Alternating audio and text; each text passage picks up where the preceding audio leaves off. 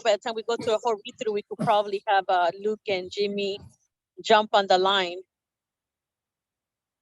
Okay. Yep. All right. So I'd like to call this meeting to order. The special legislative meeting for today, Tuesday, January 17, 6:03 p.m. So far, we have Vice Mayor Jerry Stofes, Council Member Valerie Woodall, and myself. So we do have quorum. We're going to do a read through of the agenda. Vice Mayor, can you please do so call to order? So we have quorum. Can you please do the Pledge of Allegiance? Yep. I pledge allegiance to the flag of the United States of America and to the republic for which it stands, one nation, indivisible, with liberty and justice for all. Thank you so much. Now we're going to move on to review of the agenda. Jared, can you go ahead and give a whole read through of the agenda, please? Yeah. Number 1, call to order, pledge allegiance. Number 2, review of the agenda. Number 3, public comment. Number 4, proposal to go into closed session according to the Annotated Code of Maryland. The Mayor and City Council of the City of Mount Rainier, Maryland, have the statutory authority to close a session under general provisions, Article 3-305B, for reasons of subsection 7, to consult with counsel to obtain legal advice. And number 5, adjournment. All right, thank you so much. You guys heard for remnant of the special legislative meeting. Just to have a bit of clarity to the community, we are opening the session here. We're gonna go to closed session in about 7:05. Around there, we're gonna be jumping back to this same exact link in order to go into a regular scheduled work session. Okay, so once we vote to go into closed session, we are gonna hop out of this link, and we ask you guys to please join us back again at probably 7:10, so that we could have a break between both meetings. Okay, so that now that is clear. So right now it's open to public comment.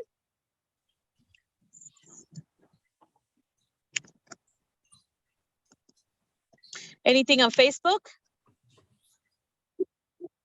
Okay, nothing on the chat. So what we're gonna do is move on to item number 4. Can you please move it up, Melissa? Thank you so much. So it's a proposal to go into closed session. The Vice Mayor read the whole entire thing, but it's basically for reason number 7, to consult with to receive legal advice. Okay, so council members, can we please have a motion to go into closed session? And I see Luke. Closed session for reason number 7. Seconded. It's been probably moved in second. Any discussion? Objection? Abstention? Hearing none, we are gonna be moving into closed session. And for the members of the public, we are gonna be coming back from closed session about 7:10. Okay, and we'll hope you guys could join us then as well. All right, thank you guys. And council, Mr. Kamali, join us in the closed session. Okay, thank you guys.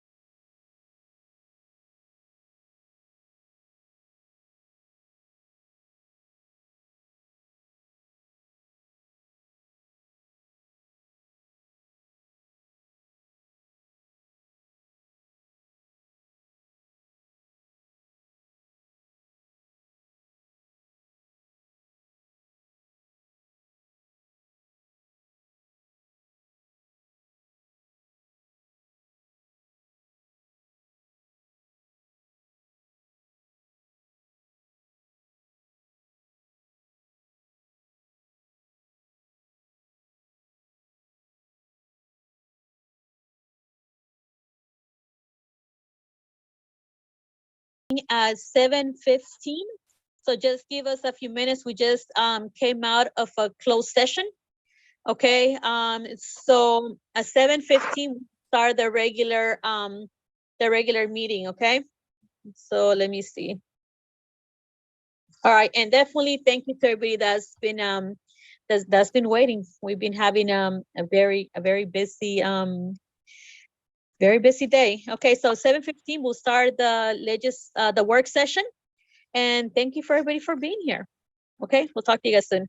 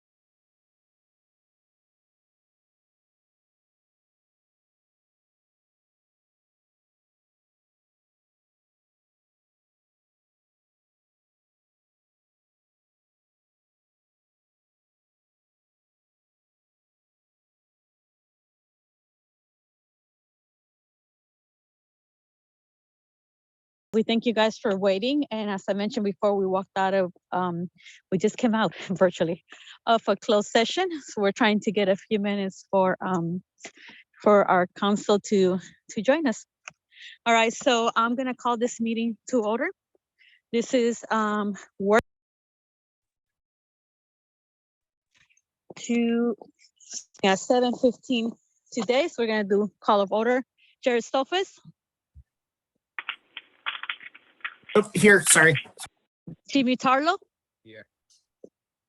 Valerie Woodall, Here. Luke Chesek. Here.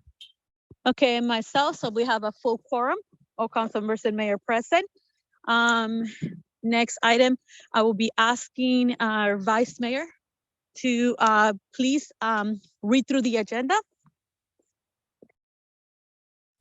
Absolutely. Agenda of the work session, Mayor and City Council, City of Mount Rainier, virtual work session, Tuesday, January 17th, 2023, 7 p.m. Number 1, call to order. Number 2, review of agenda. Number 3, presentation and discussion on federal opportunities for the city. Number 4, discussion on grant listing for the city. Number 5, discussion on the city's contingency fund. Number 6, presentation and discussion on the code compliance first quarter report. Number 7, presentation discussion on the human resources second quarter report. Number 8, presentation and discussion on the administrative services second quarter report. Number 9, discussion on rent stabilization. Number 10, introduction to ordinance number 1-2023, an ordinance of the Council of the City of Mount Rainier granting a renewal of the cable franchise to Comcast of Maryland and authorizing a franchising agreement. Number 11, ARPA discussion and update. Number 12, introduction and ordinance of 2-2023 budget amendment number 2. Number 13, presentation of minutes. And number 14, adjournment. Thank you so much for reading of our agenda. I will be asking if we could swap the grant information with the rent stabilization, if it could move up, because we do have quite a few residents here for the subject.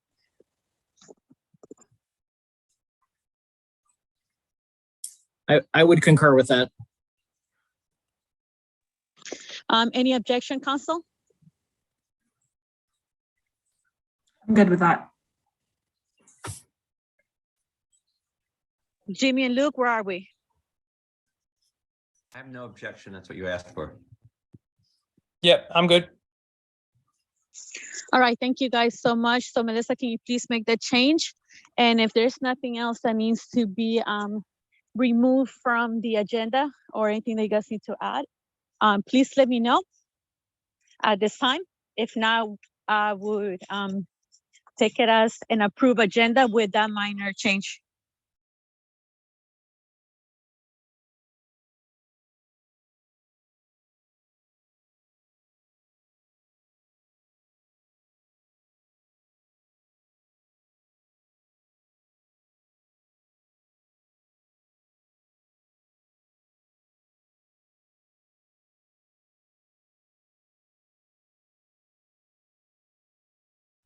Okay.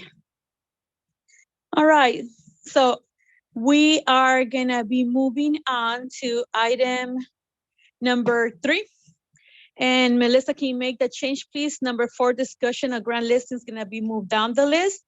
And rent stabilization will be moved up to number 4, okay? Okay. Thank you, Melissa.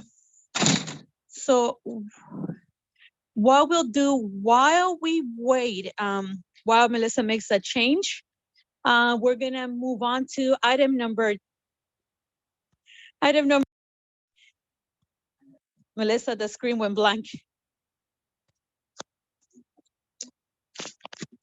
Vice Mayor, can you go ahead and read the agenda item, please? I believe it was like information from the infrastructure bill. Yeah, the mayor and council will have a presentation by Mr. Ivan Lanier from the Renewal Consulting Group, LLC, on federal opportunities for the city. Thank you so much. We do have Ivan on the line. Also, I see Jacob and Leslie from the team as well. It's great having you guys here. I feel like I've been seeing you guys through the week a lot with the various events. and work that we've been doing in Annapolis this week and last week. So welcome to tonight's meeting. Ivan, Jacob, and Leslie. If I miss one other person, please let me know. The floor is yours, Ivan.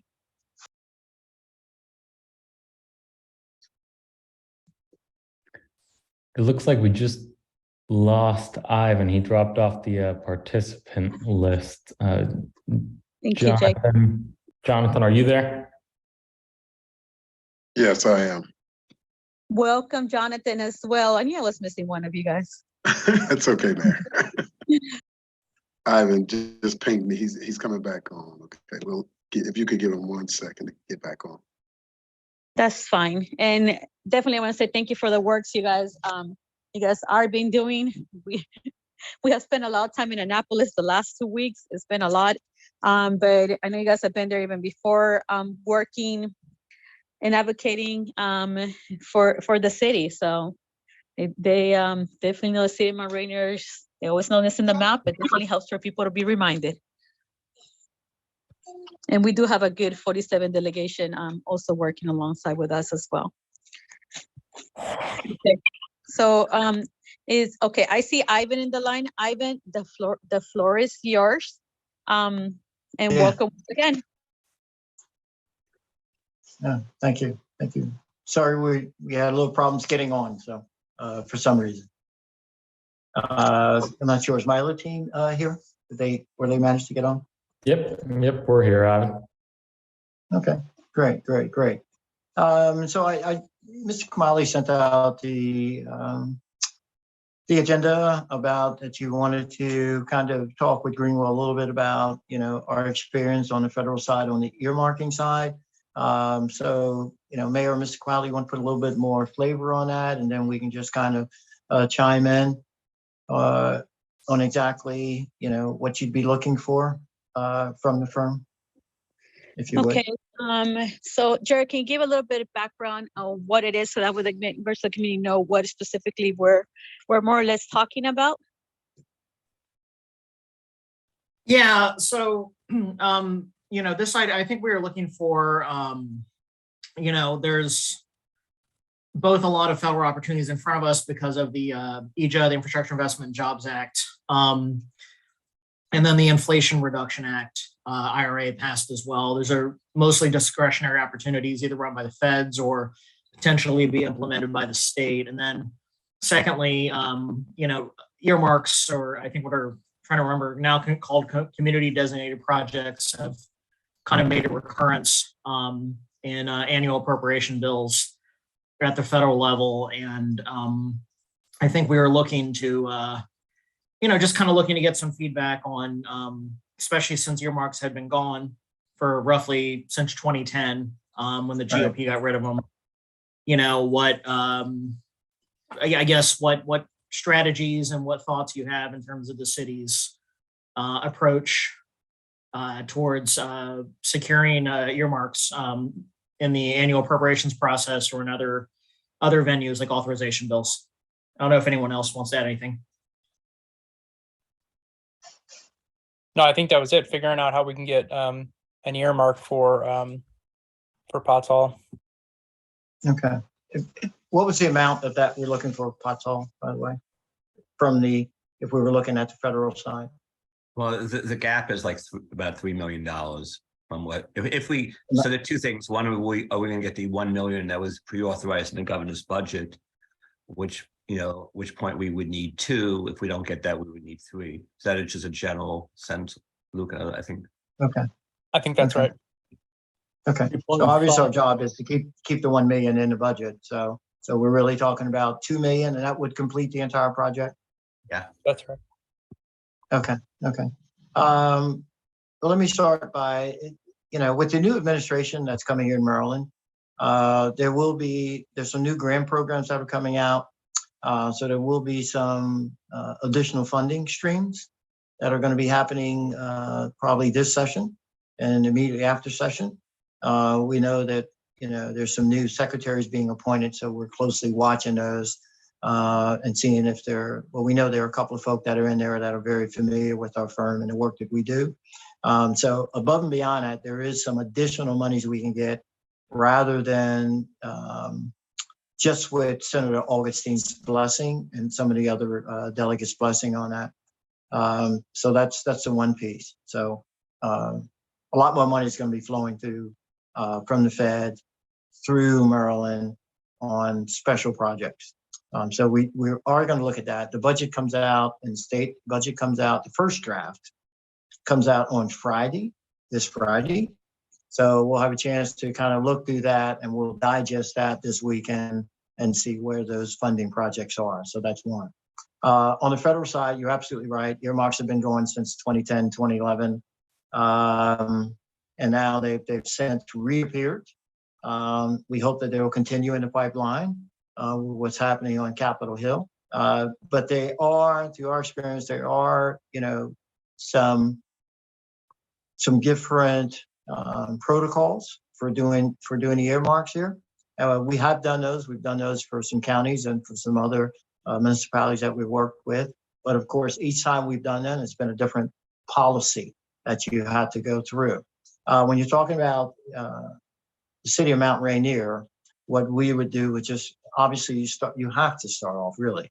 You must start off with Congressman Ivey. And then from Congressman Ivey, then we'd go to Senator Van Hollen or Senator Cardin. And that's primarily who we have worked with before.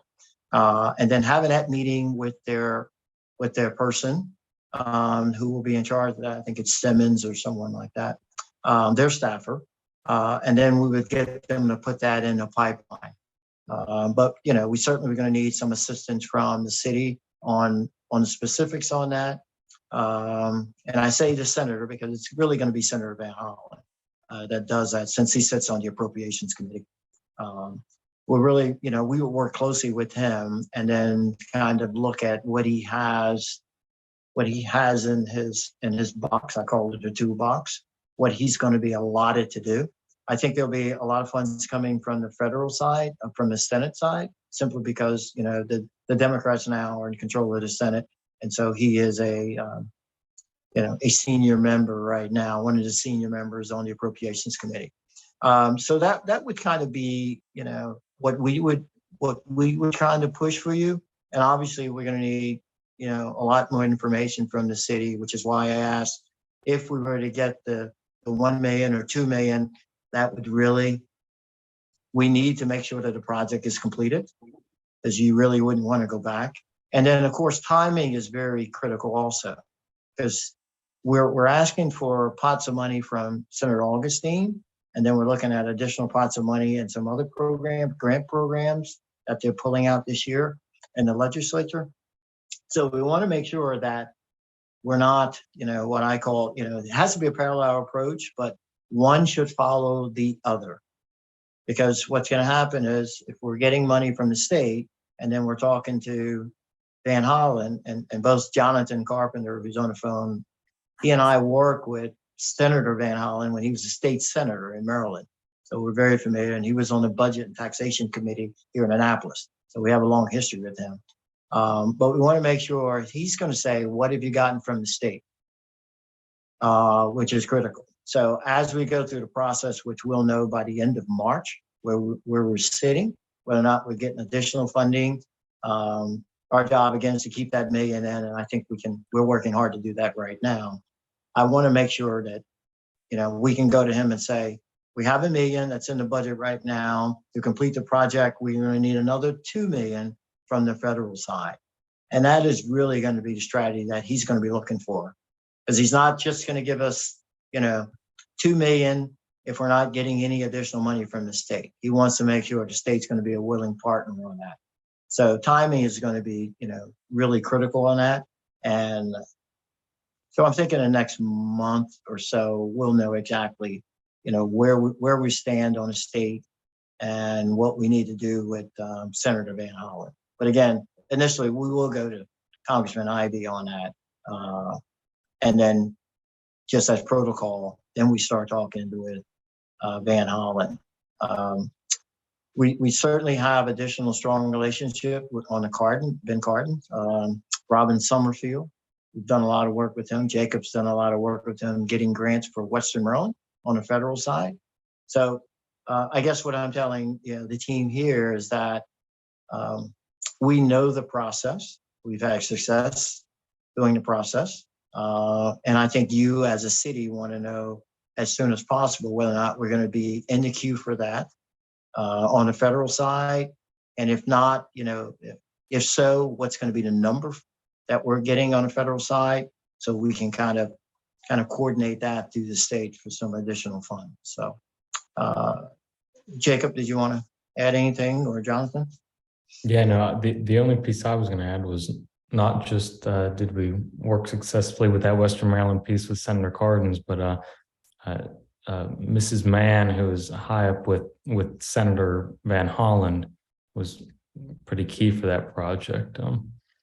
But yeah, she's from Western Maryland and is eager to get connected in the rest of the state. So yeah, we work strongly with both of those offices. All right.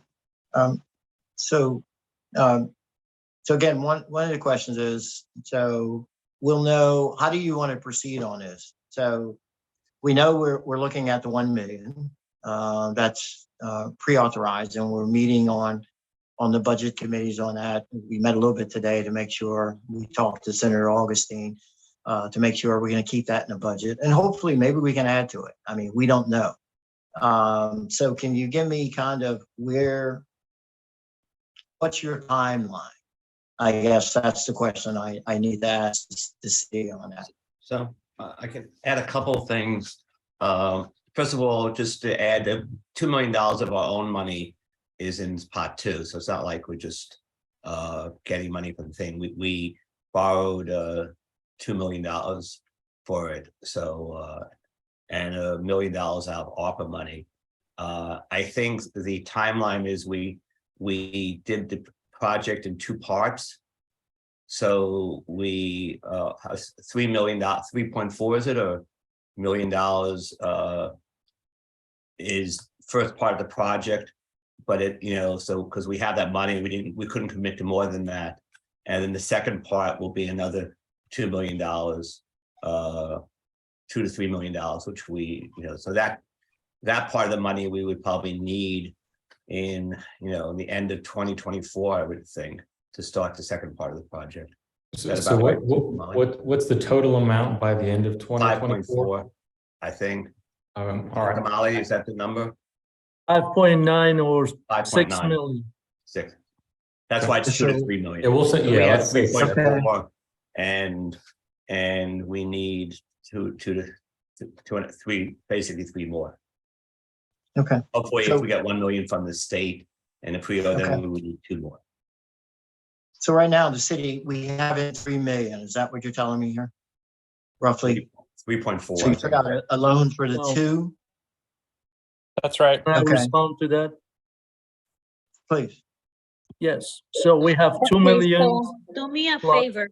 I need only one person to be speaking at the same time. So it's Jamie, Luke, and Kamali. So Kamali, go ahead and answer the question, and then I'll go to you, Luke, okay?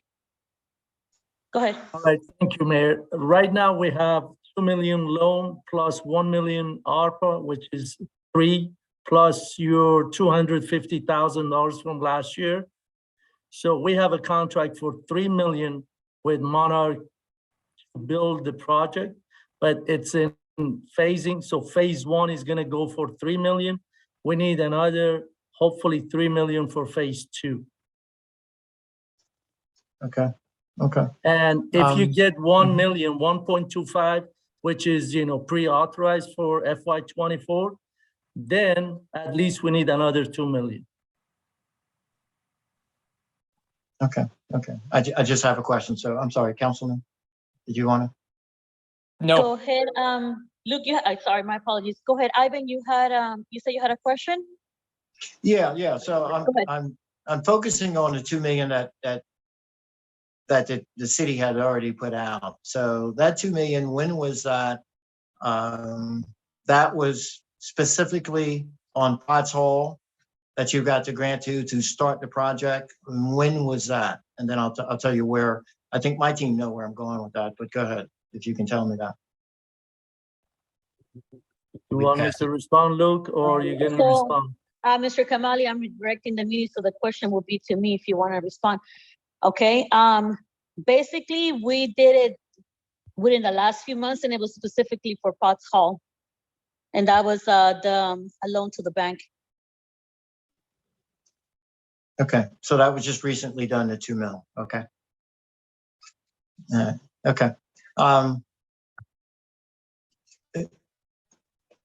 So when if you don't mind me asking, so what's the interest on that loan? And let me just preface it by saying that the state has through DHCD, Department of Housing and Community Development, and through the Maryland Department of Commerce, where they provide infrastructure and various loans to cities, and we worked on a number of those. And Yeah. usually, Mayor, can I rate answer these? please. Can you let him finish? No, I'm good. Go right ahead. That's fine. Go ahead, Luke. So only thing, once you guys, there's a lot of information, just wait for the person to finish their thought. If it's obviously under the 3-minute mark or 2-minute mark. Okay, go ahead, Luke. So we went to DHCD to see what the rate and the term would be on their loans, and then we compared that against the bank. And the terms that the bank were giving were more attractive than the terms DHCD could give for a variety of reasons. I think the interest rate, Mr. Kamali, is it 3.5%? What is it? Yeah, right now we have 3.5 with Truist, and DHCD we're offering 4.5. Yeah. Gotcha. And there were a lot of flexibility on the terms, like DHCD has a lot of restrictions on what you can use the money for and when you can pay it off early and all sorts of things that Truist just had some more attractive features. And we also allocated a couple of months ago, $1 million from ARPA funding. So we've sort of set the table to do phase 1 of the project, which is basically getting the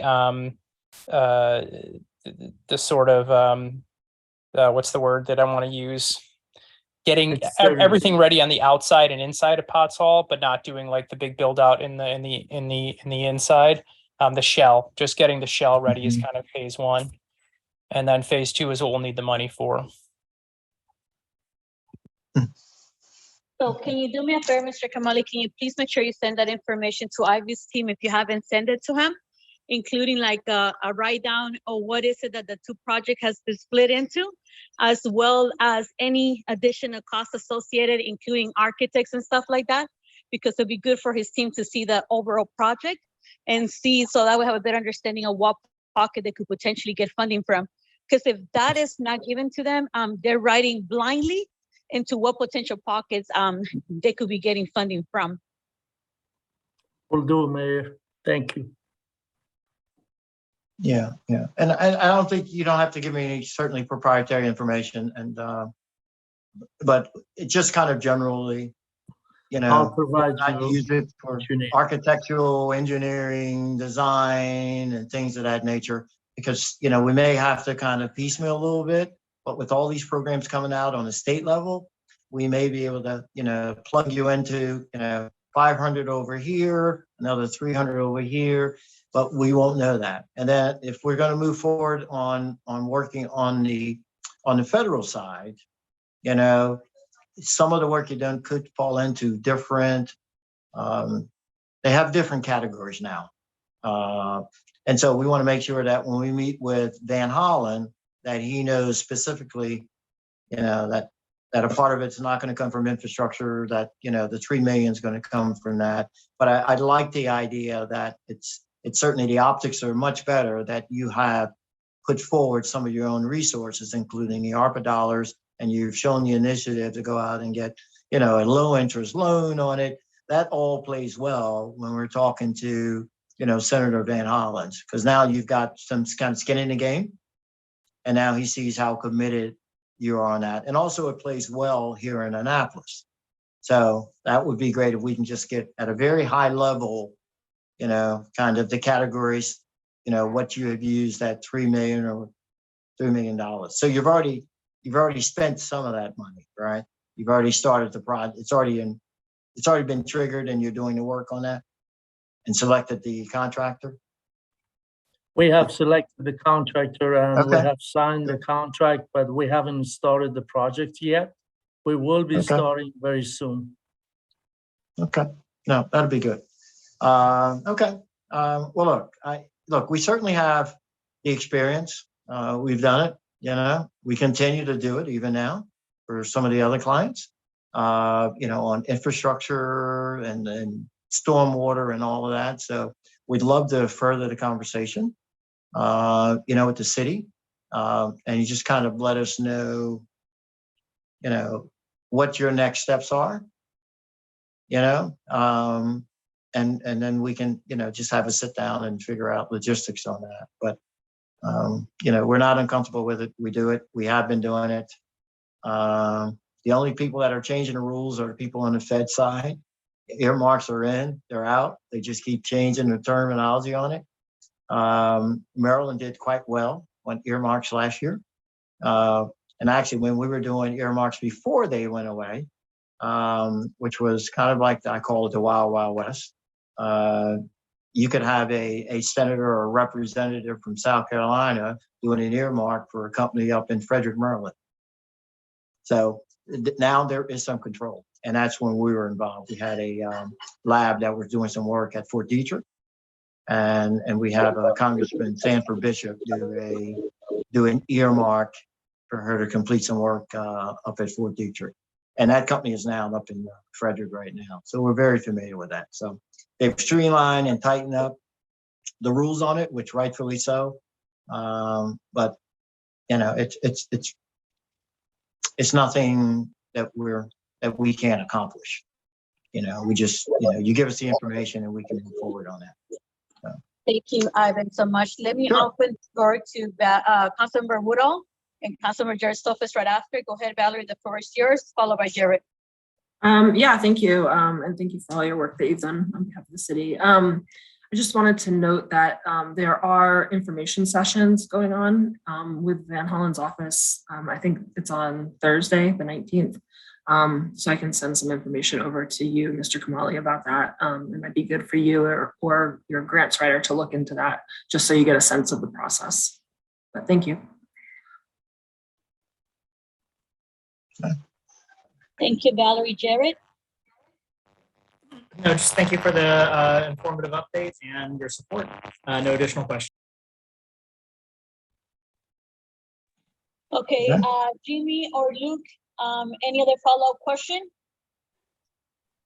No, fine. It just suggests that maybe Mr. Kamali sits with Ivan and some of his team to go with some more details if there are any questions about specifics. And I would just add that, timing wise, would like to know the opportunity for us to start lobbying as well, so that our efforts are in alignment at the federal level. We do have somebody who lives in the city who was a Obama appointee on the HUD side and has many contacts in Congress still and is willing to lobby on our behalf. So just want to have that conversation when the time is ripe. Okay, sure, absolutely. It's always good to have, other folk that certainly know the process, right? So I would say the next step will be Mr. Kamali send the information to Ivan and his team. Having a conversation, I'll be there in the meeting as well, that's fine. Regarding like next steps, right? Council, I did send you a message, some further decision you guys need to make as well. And, Ivan is very good with his team to give us talking points so that we're all singing the same song as we're talking to our various colleagues, friends, everybody else in the delegation that we might know, to make sure that they're supportive towards our efforts. But I think it has to be a very much like organized effort. So that way we aim at focusing on what we're focusing directly instead of going around in circles. Okay. So, okay, I see thumbs up. Are we good, Council? Luke, Jimmy, Jared, Valerie? Fine. All right. Valerie, Okay. Jared, I saw Luke thumbs up. Okay, thank you, Valerie. Thank you, Jared. Jimmy, we're good, right? I think I heard you. Okay. Yes. All right. So do we have any member of the public who has a question? I do have a message from our city clerk that said 3 minutes. Thank you, Melissa. Any question from the public on Facebook or on this chat? Okay. Thank you so much, Jared.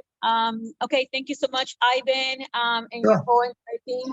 Thank you so much. And since I have you here, Leslie, also congratulations at being a part of the Westmore transition team. We appreciate all the work you guys do, all the levels.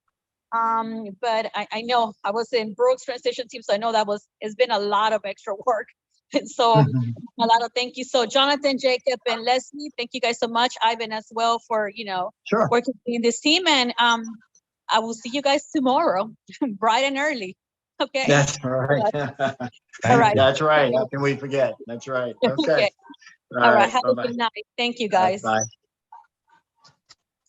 All right. So moving on to the new number 4, discussion on rent stabilization. We have 30 minutes allocated to this item. The mayor and council will have a discussion on rent stabilization.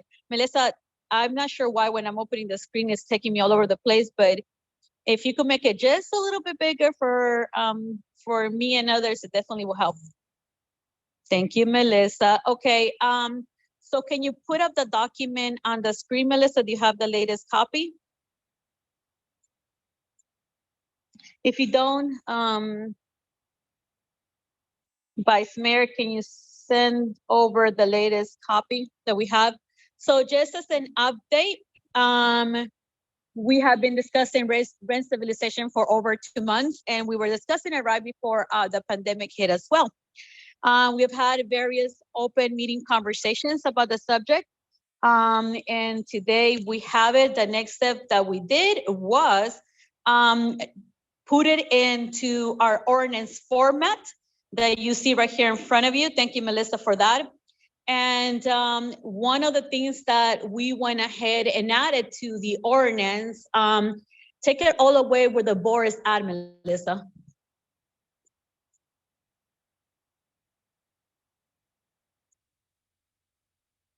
Does that take it where, Mayor? Take it where the section where it talks about the board. Because that would be the main addition that was included. Oh, So, I don't think I have that copy now. This is the Okay. last one that I have. Okay, they cleaned it up a little bit more. Okay, Jared, or any of the council, do you guys have a, they could put it on screen, even if it's just like highlight that paragraph? Which version are we talking about?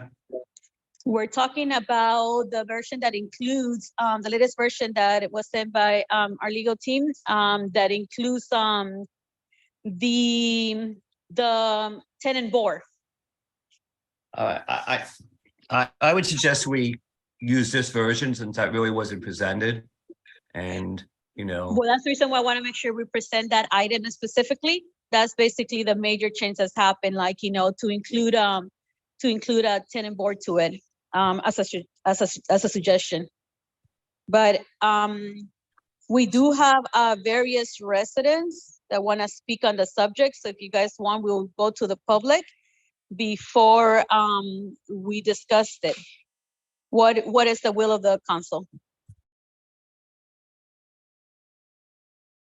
I would suggest that we hear from the public first and go back. Since we have a lot of people waiting to testify. I concur with that. Perfect. Thumbs up if we're all in agreement, because usually we do the other way around. Good, Valerie? Luke, good? Okay, perfect. So we do have members in the public that wish to speak on this item. One of the persons is Mercedes Matamoros for 3316 Chauncey. Jorge, are you here are you here, Jorge? I think Yes, I am. I'm here and I'll be translating for the conference. Thank you, because I saw Councilmember Luke Chesek was willing to translate if anybody needed help. Yeah, that's why I saw you were paying attention. All right. Good try. Good try. Appreciate it. Very appreciated. Thank you so much, Jorge. So, Ms. Matamoros, the floor is yours. Buenas tardes, alcaldesa y concilio. Feliz año nuevo para todos y sus familias. Mi nombre es Mercedes Matamoros y tengo 3 años en la ciudad de Rainier. y vivo en el 2310 East Place. Esta es de 1,340 más biles. Soy madre soltera, tengo 4 hijos y a ellos les gusta aquí sentirse, se sienten bien y el moverse de un lado a otro a ellos no les hace bien. Y dado el caso que tengo un niño que es especial y mi trabajo ha bajado desde la pandemia, no me alcanza lo que gano y los aumentos no son justos. Por esta razón vengo a ustedes. Finalmente les... ¿van a traducir? Okay. Hi, good evening, council. My name is Mercedes Matamoros. I have been living here in Mount Rainier for 3 years, and I am here to speak in support of this because, just for folks to know, my rent is currently $1,340. Since the pandemic, I lost my job. I work at a new job where I work very reduced hours, and what I'm working right now is not enough to make ends meet. And the last thing I need is an extreme rent increase like what some of my neighbors have received, which would make it harder for me. I'm a single mom. I have 4 children, one of them who has special needs. Finalmente les pido que por favor piensen en nosotros los inquilinos. Agradezco muchísimo a la alcaldesa y al concilio por haber escuchado nuestras preocupaciones y demandas y llevar adelante esta ley de estabilización de renta que es muy necesaria. And finally, I just want to remind you guys to think about us tenants, to think about our community. And I really appreciate, the mayor and the council making this a priority and listening to my concerns. And please pass this law that we really need in the community, which is rent stabilization. Thank you. Gracias, Mercedes. Gracias.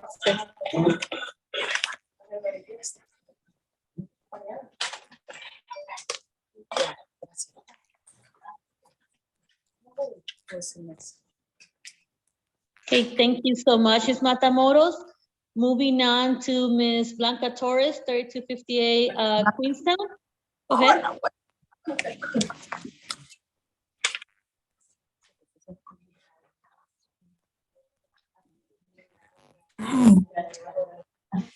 Buenas tardes, alcaldesa y concilio. Good evening, council and mayor. Mi nombre es Blanca Torres y tengo 3 años en la ciudad de Monraime. Vivo en la 3258 Town Drive y mi renta es de 1,380 más bile. My rent is currently 1,380 plus what bills I get charged. And I just want everyone to know I've been living here in the city for 3 years. Soy madre soltera, tengo 3 hijos y ellos les gusta, se sienten bien acá y al moverse de un lado a otro a ellos no le hace muy bien. Mi trabajo ha bajado desde la pandemia, no me alcanza lo que yo gano y los aumentos no son justos. Por esta razón vengo a ustedes. Since the pandemic happened at my job, I've gotten reduced hours. I don't work the full 40 hours I did before. I am a single mom, and that really affects how my family functions because I am the one that pays the rent. What I'm making right now is not enough. And when it comes to rent increases, it does not justify what I'm making at work for me to pay the really high rent increases. Finalmente les pido que por favor piensen en nosotros, los inquilinos. Agradezco muchísimo a la alcaldesa y al concilio por haber escuchado nuestras preocupaciones y demanda y llevar adelante esta ley de estabilización de renta que es muy necesaria. I want to thank the mayor and council for listening to me and listening to my community and what is really an urgent need for us right now, which is rent stabilization. Thank you. Gracias.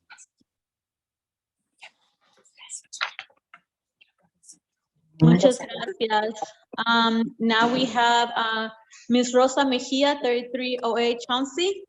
Corre, que se me va a acabar la batería del teléfono.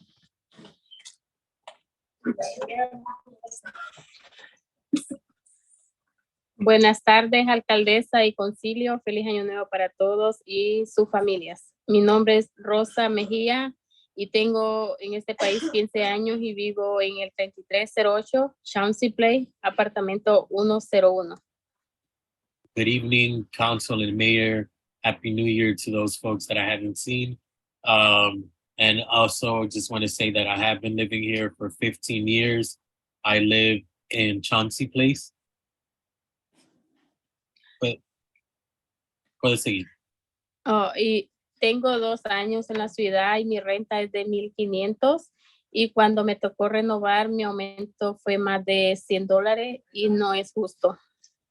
My rent is currently $1,500, and my last rent increase was over $100, and to me that did not seem fair. Y venimos hoy a ustedes a hacernos presente que seguimos en la lucha de que pasen una ley de estabilización de renta y que ya empezamos un año nuevo y no sabemos cómo viene el aumento. Para muchos que ya nos va a tocar renovar y muchos no podemos con esos aumentos. Les pedimos que por favor pasen esta ley que tanto necesitamos y que en sus manos está hacerlo. I just wanted to come and remind the council that we are, continuing this fight for rent stabilization. It's a new year for us, which, means rental increases are coming for all of us. So we're really worried about what's to come. And we know the council can support us in passing rent stabilization.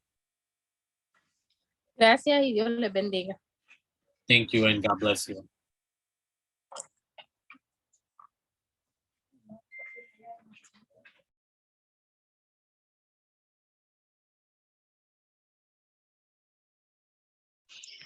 Thank you so much.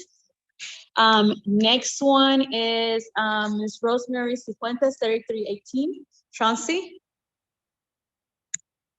Go ahead. ¿Puede ir Rosemary? Buenas noches, querida alcaldesa y concilio. Dios les bendiga. Feliz año nuevo para cada uno y para todas sus familias. Good evening, Mayor and Council. Happy New Year to all of you and all of the families that are, tuning in.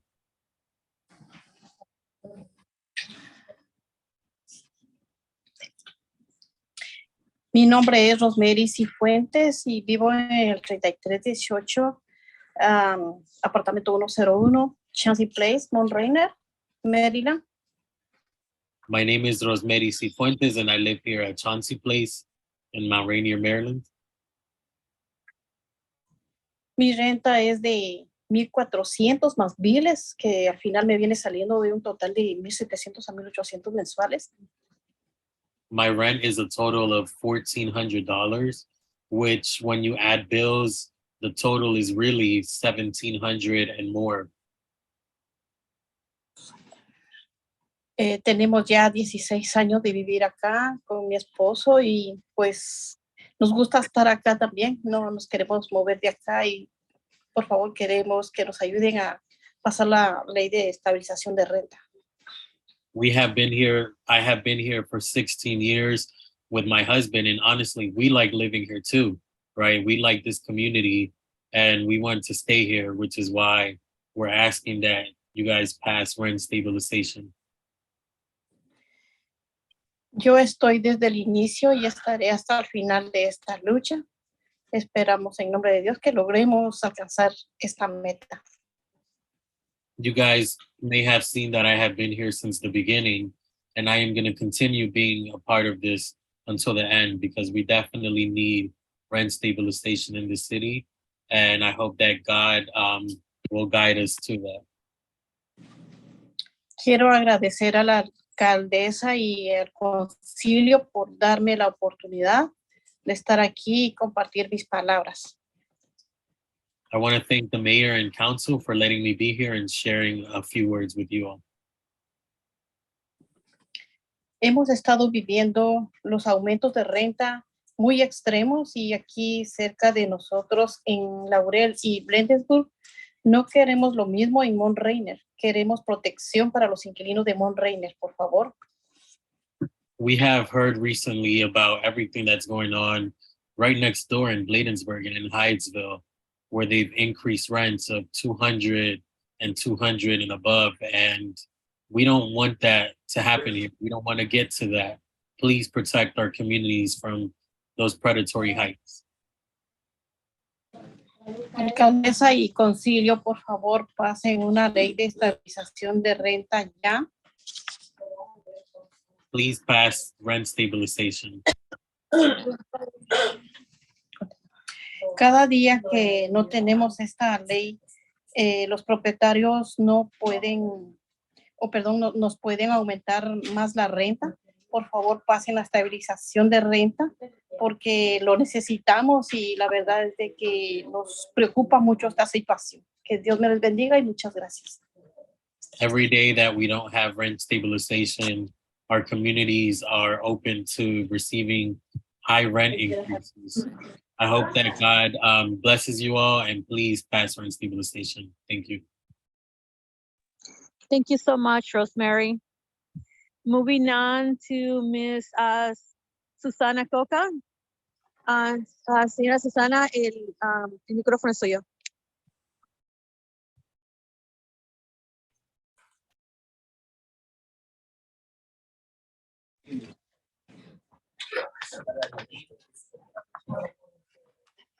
Hola, buenas noches. Hello, good evening. Hola, buenas noches al concilio. Tengan un bendecido día. Pues bueno, Had a blessed day el today. motivo mío es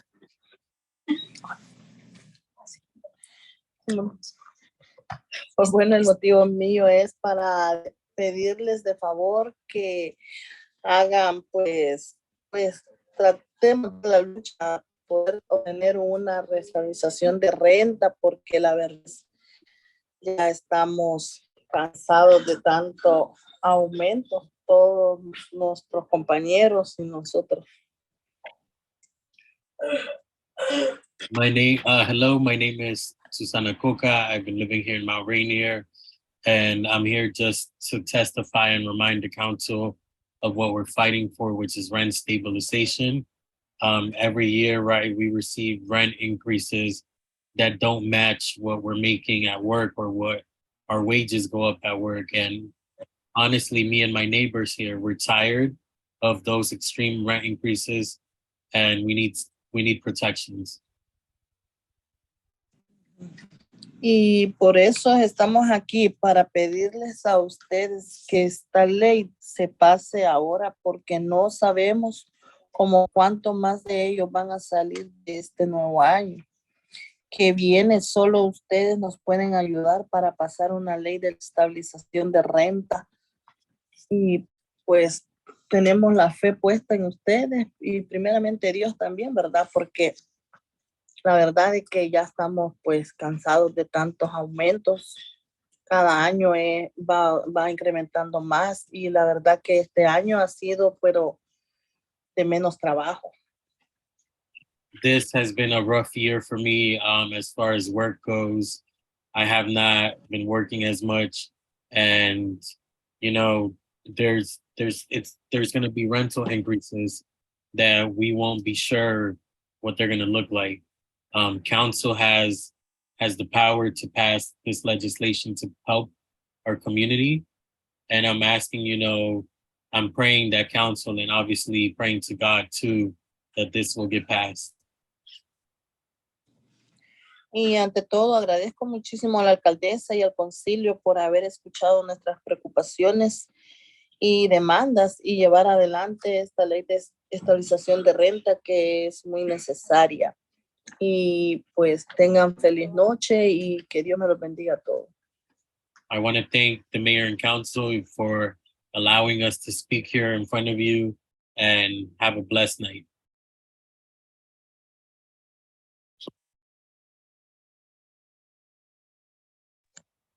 Thank you so much.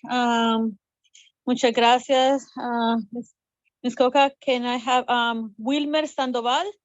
El micrófono es tuyo.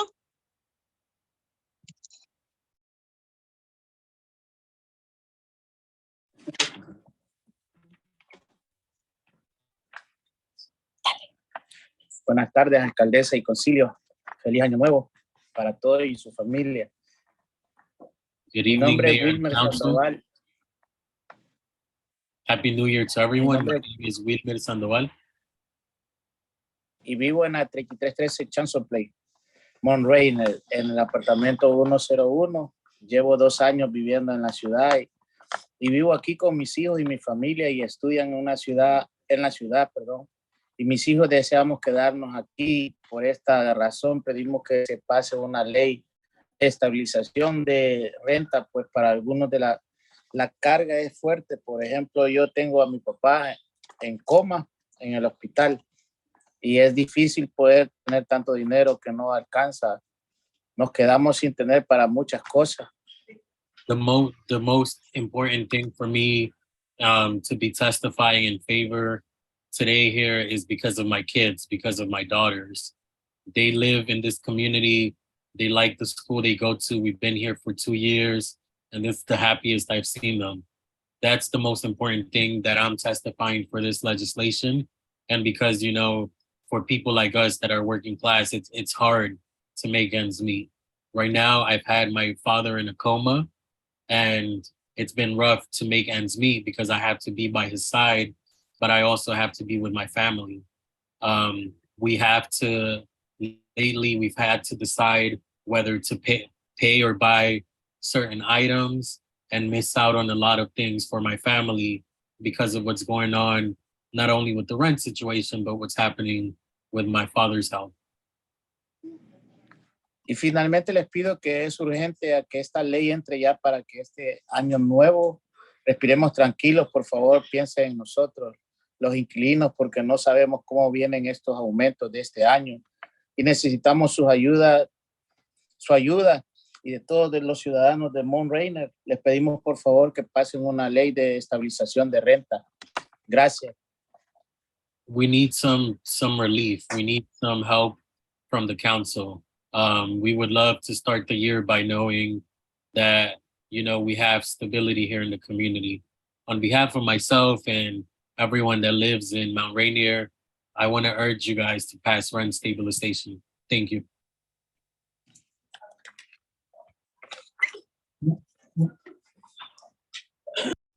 Thank you so much. Moving on to Ms. Hilma Chacon, 3332 Buchanan. Ms. Hilma Chacon, el micrófono es tuyo.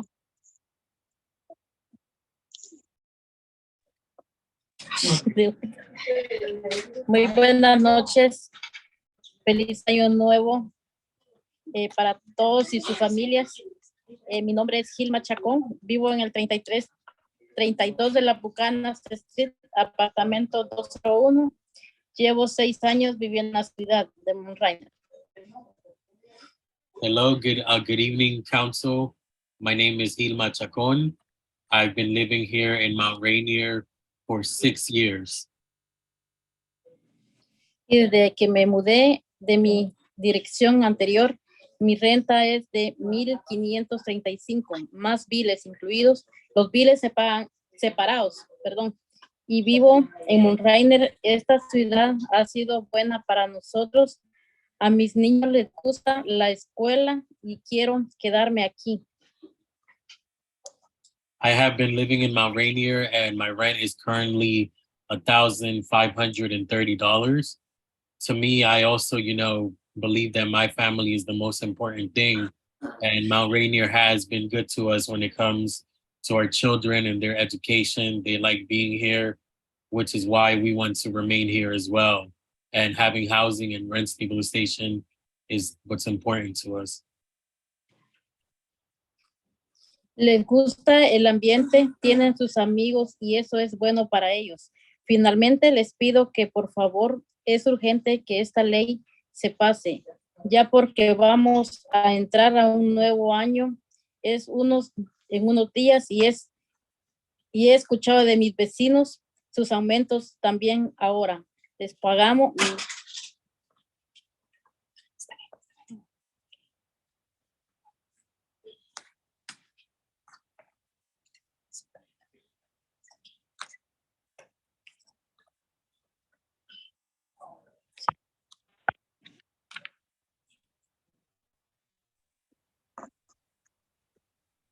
Sorry, Jorge, I'm not sure if you're still there or if cut off on my end. Oh, sorry, I was speaking on mute. My goodness. Okay, no problem. Go ahead.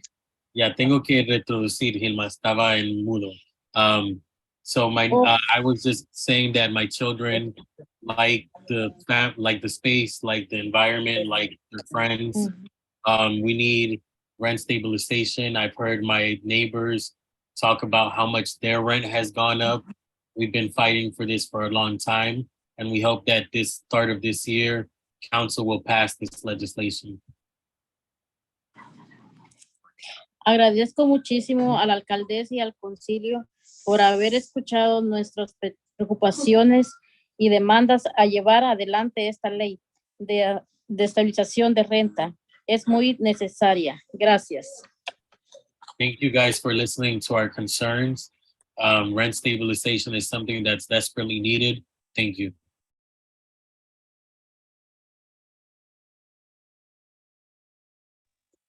Muchas gracias, Gilma, por tus comentarios también. And thank you, Jorge, for translating.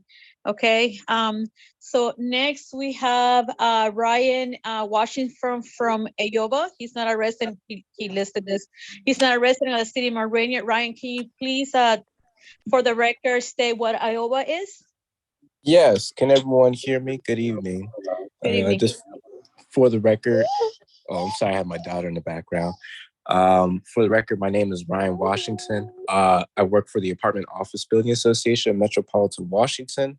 We're a trade association representing owners and managers of more than 66,000 rental units across Prince George's County. So that's about 220 professionally managed apartment communities.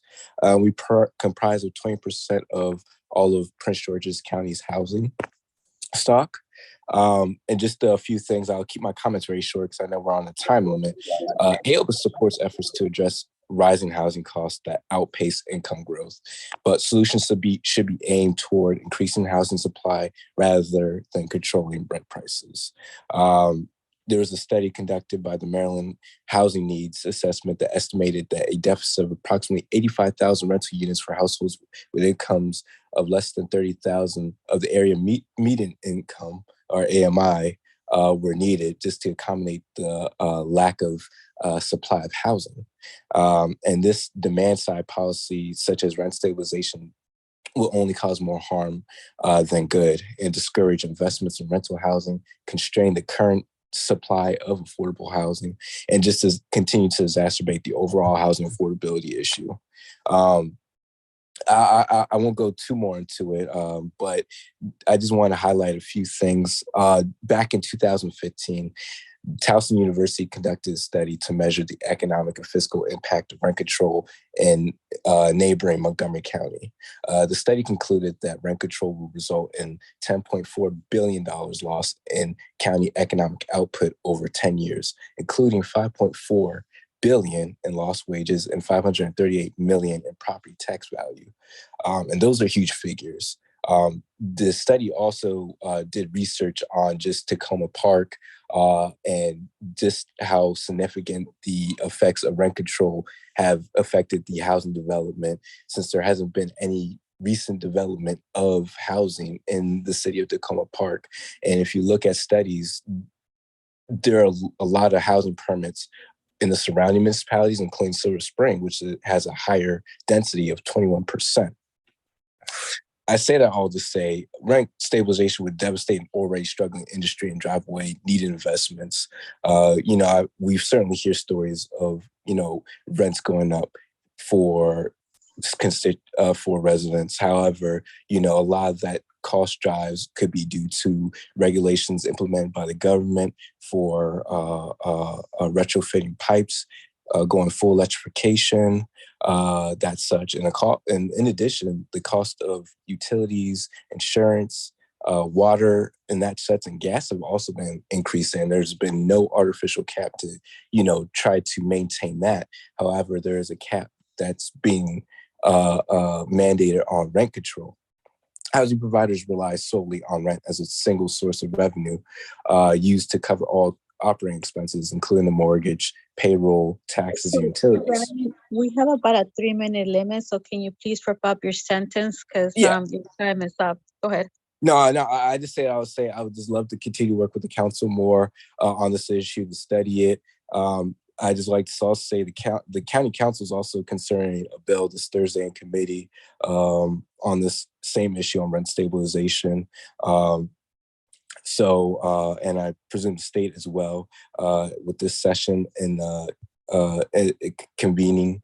So I just love to work with the council and serve as a resource. And thank you for allowing me to speak tonight. All right, thank you so much. And as a point of clarification, is AOBA a lobbying firm? AOBA is not a lobbying firm. We're a nonprofit association. We do have lobbyists. Yes. Okay, the reason why I asked is because in the past, when AOBA has spoken to council, they have signed on a document with the city, letting the city know that they are a lobbyist. So that's a document that you could get through our city manager or city clerk, but the document needs to be signed so that we have on record that you guys are a lobby firm. That's part of the things that the city requests us to do. So that way we know who we speak to. Okay. I'll make sure to get that completed. Thank you. I'm in the process. Yes. Thank you so much. So I'm going to open up the floor, but I do want to go back to, because I do have a question for you. Jimmy, your hand is up. Go ahead. Councilmember Tarlo. No, just in response to what Mr. Washington said, I think you make some bad comparisons. I think Mount Rainier is a very kind of closed community with not a lot of space for new development, new housing development. And you compare Tacoma Park to other, I lived in Tacoma Park. Tacoma Park does not a lot of space for new apartment buildings and new developments, and yet Silver Spring is wide open. So to say that there's been more development outside of Tacoma Park, as opposed to, it's going to be true because there's much more land to develop in those places. And I think the similar thing is here. There's not a lot of space for, big rental developments there. So I'm not sure this would really discourage, rental, development here. I mean, that's what people say, but in fact, I think, we're talking about the 65% of our population that lives in Queenstown, Queens Manor, Kaywood, some of the other complex.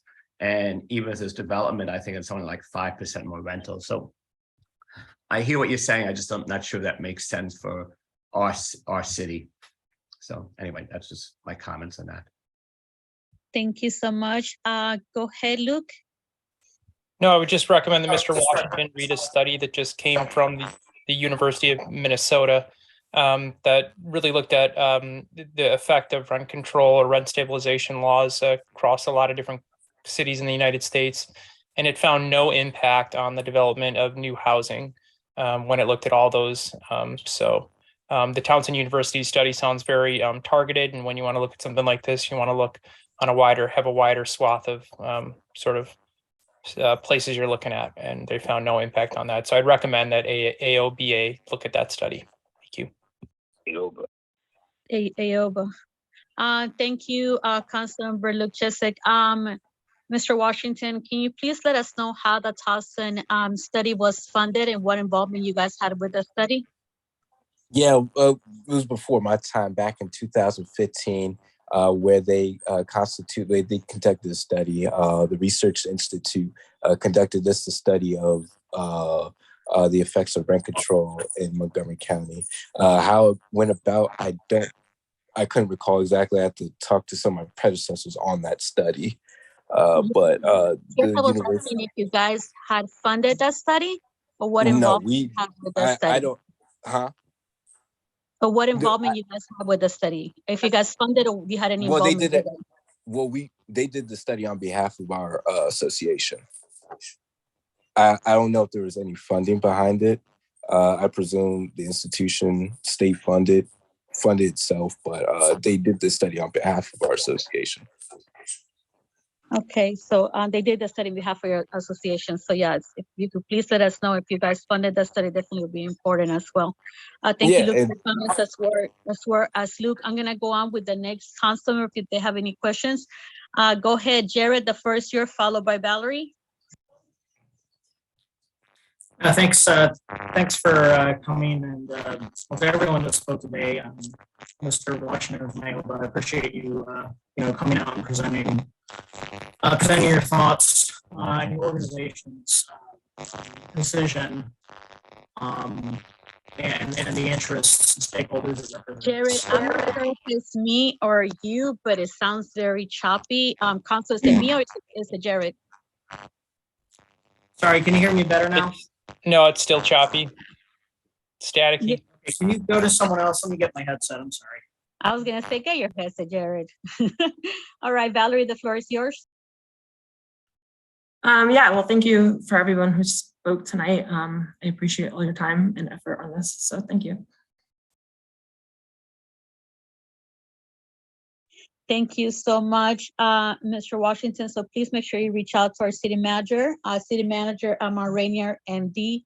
That'll direct you to the right documents. The other thing I was gonna ask you in my conversation with you earlier was, if you could please let us know what apartment buildings does AOBA represents in the city? Yeah, let me find and pull a list and get back to you on that in the actual city of Mount Rainier. I have to look in our database, but I think there are like a few properties, if I remember correctly. But I can get back to you on that once I complete the proper paperwork and as such, and have a conversation with you folks. All right, please do so, because I did ask that in the conversation we had, because you had Yes. talked about the properties being concerned, and I wanted to know what properties we were discussing. All right, I see Councilmember Jimmy Tarlow's hands up. Go ahead, Jimmy. Are we just general discussion now on this topic, right? Correct. Let me double check. Jared, there is time is up at this point. So I know, Melissa, I'm so you're blasting it up. I apologize. Can you can you please Council, can you please add some time to the clock, because clock has expired? I'd just like to add like 5 minutes. I think we can wrap this up. Okay, 5 minutes have been added to the clock. Council, thumbs up if we're in agreement. Okay, Luke. Luke Chesek, thumbs up. He looks like he agrees. Silence is golden. Silence agreement. Go ahead. So Melissa, go ahead and add 5 more minutes to it. There's a queue of agreement unanimously by the council and mayor. Go ahead. Go ahead, Jimmy. The floor is yours. So we had some discussion with attorney about some legal issues with the ordinance, and it has to be revised in some way, including as the mayor said, having a rent stabilization board. I would suggest, I was going to help work, and maybe with the mayor making some amendments to the resolution and then bring it back to the next legislative session for discussion.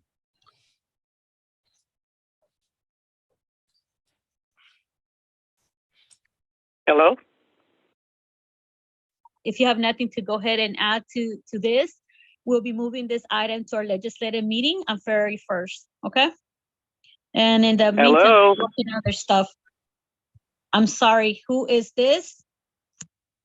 This is Angela Clark. I think there were some other people, including myself, that were waiting online in order to give input regarding this very important issue. Hold on one second. All right, first, are you, so let me explain how it usually works. So if anybody else is waiting for this item, I need you guys to put your name on the chat if possible. Put your address, hold on one second. Put your address on the chat and let us know you want to speak on this subject. If you're on Facebook, please make a note so that we're able to read your comment. If you want me to read a comment, please read and go on it. If you happen to be on the phone, it's gonna be a little bit hard, but we'll get to you as well, okay? So I wanna make sure I cover all my bases. I'm on the phone. Thank you. Thank you, Ms. Angela. So I will I'm ask also you, Norman Smith. Okay, hold on. So let me do a roll call right now. Who wants to speak there on the phone? So Miss Angela, you're on the phone. Melissa, can you take note? And who else? Mr. Smith? I'm Norman Smith. And I'm at Mr. Norman Smith, hold on, Mr. 3001. Smith. Hold on. Miss Angela is first, and then I'll call upon you. So you guys have 3 minutes to make your comment. So Miss Angela, I'll go ahead and go with you first, and then Mr. Smith, okay? Miss Angela, the floor is yours. Thank Name, you. last name, block number, street, and then start. Go ahead. Okay, good evening to everyone and residents of Mount Rainier, City Council and the Mayor. Thank you for entertaining and moving up this item up to number 4. Basically, I've been living here for the last 5 years, since 2017. And I do support rent stabilization. Historically, I don't agree with the other gentleman that was on. That's neither here or there. Prices statistically, and these are statistics that you can look up, have gone up 1.3% for the cost of living from last year. The average, the minimum wage is $13.25. And they state that Mount Rainier is 56.1% higher than the national average for the cost of living. So basically, residents that move into this area, if you're not making $59,000 a year, you're not really making any money, because that's another statistic for this area. So basically, the families here are up against a tremendous fight from day one. This is a beautiful community. It's very, very well planned with regards to the parks and so on and so forth. I don't recommend any more building, because you got so much water up under here in this area that you probably end up with sinkholes, because Buchanan Street is sinking now. But I'd like to say that take into consideration the resident utility allowance for the entire area of Mount Rainier, because most units are electric and most residents pay the entire electric bill.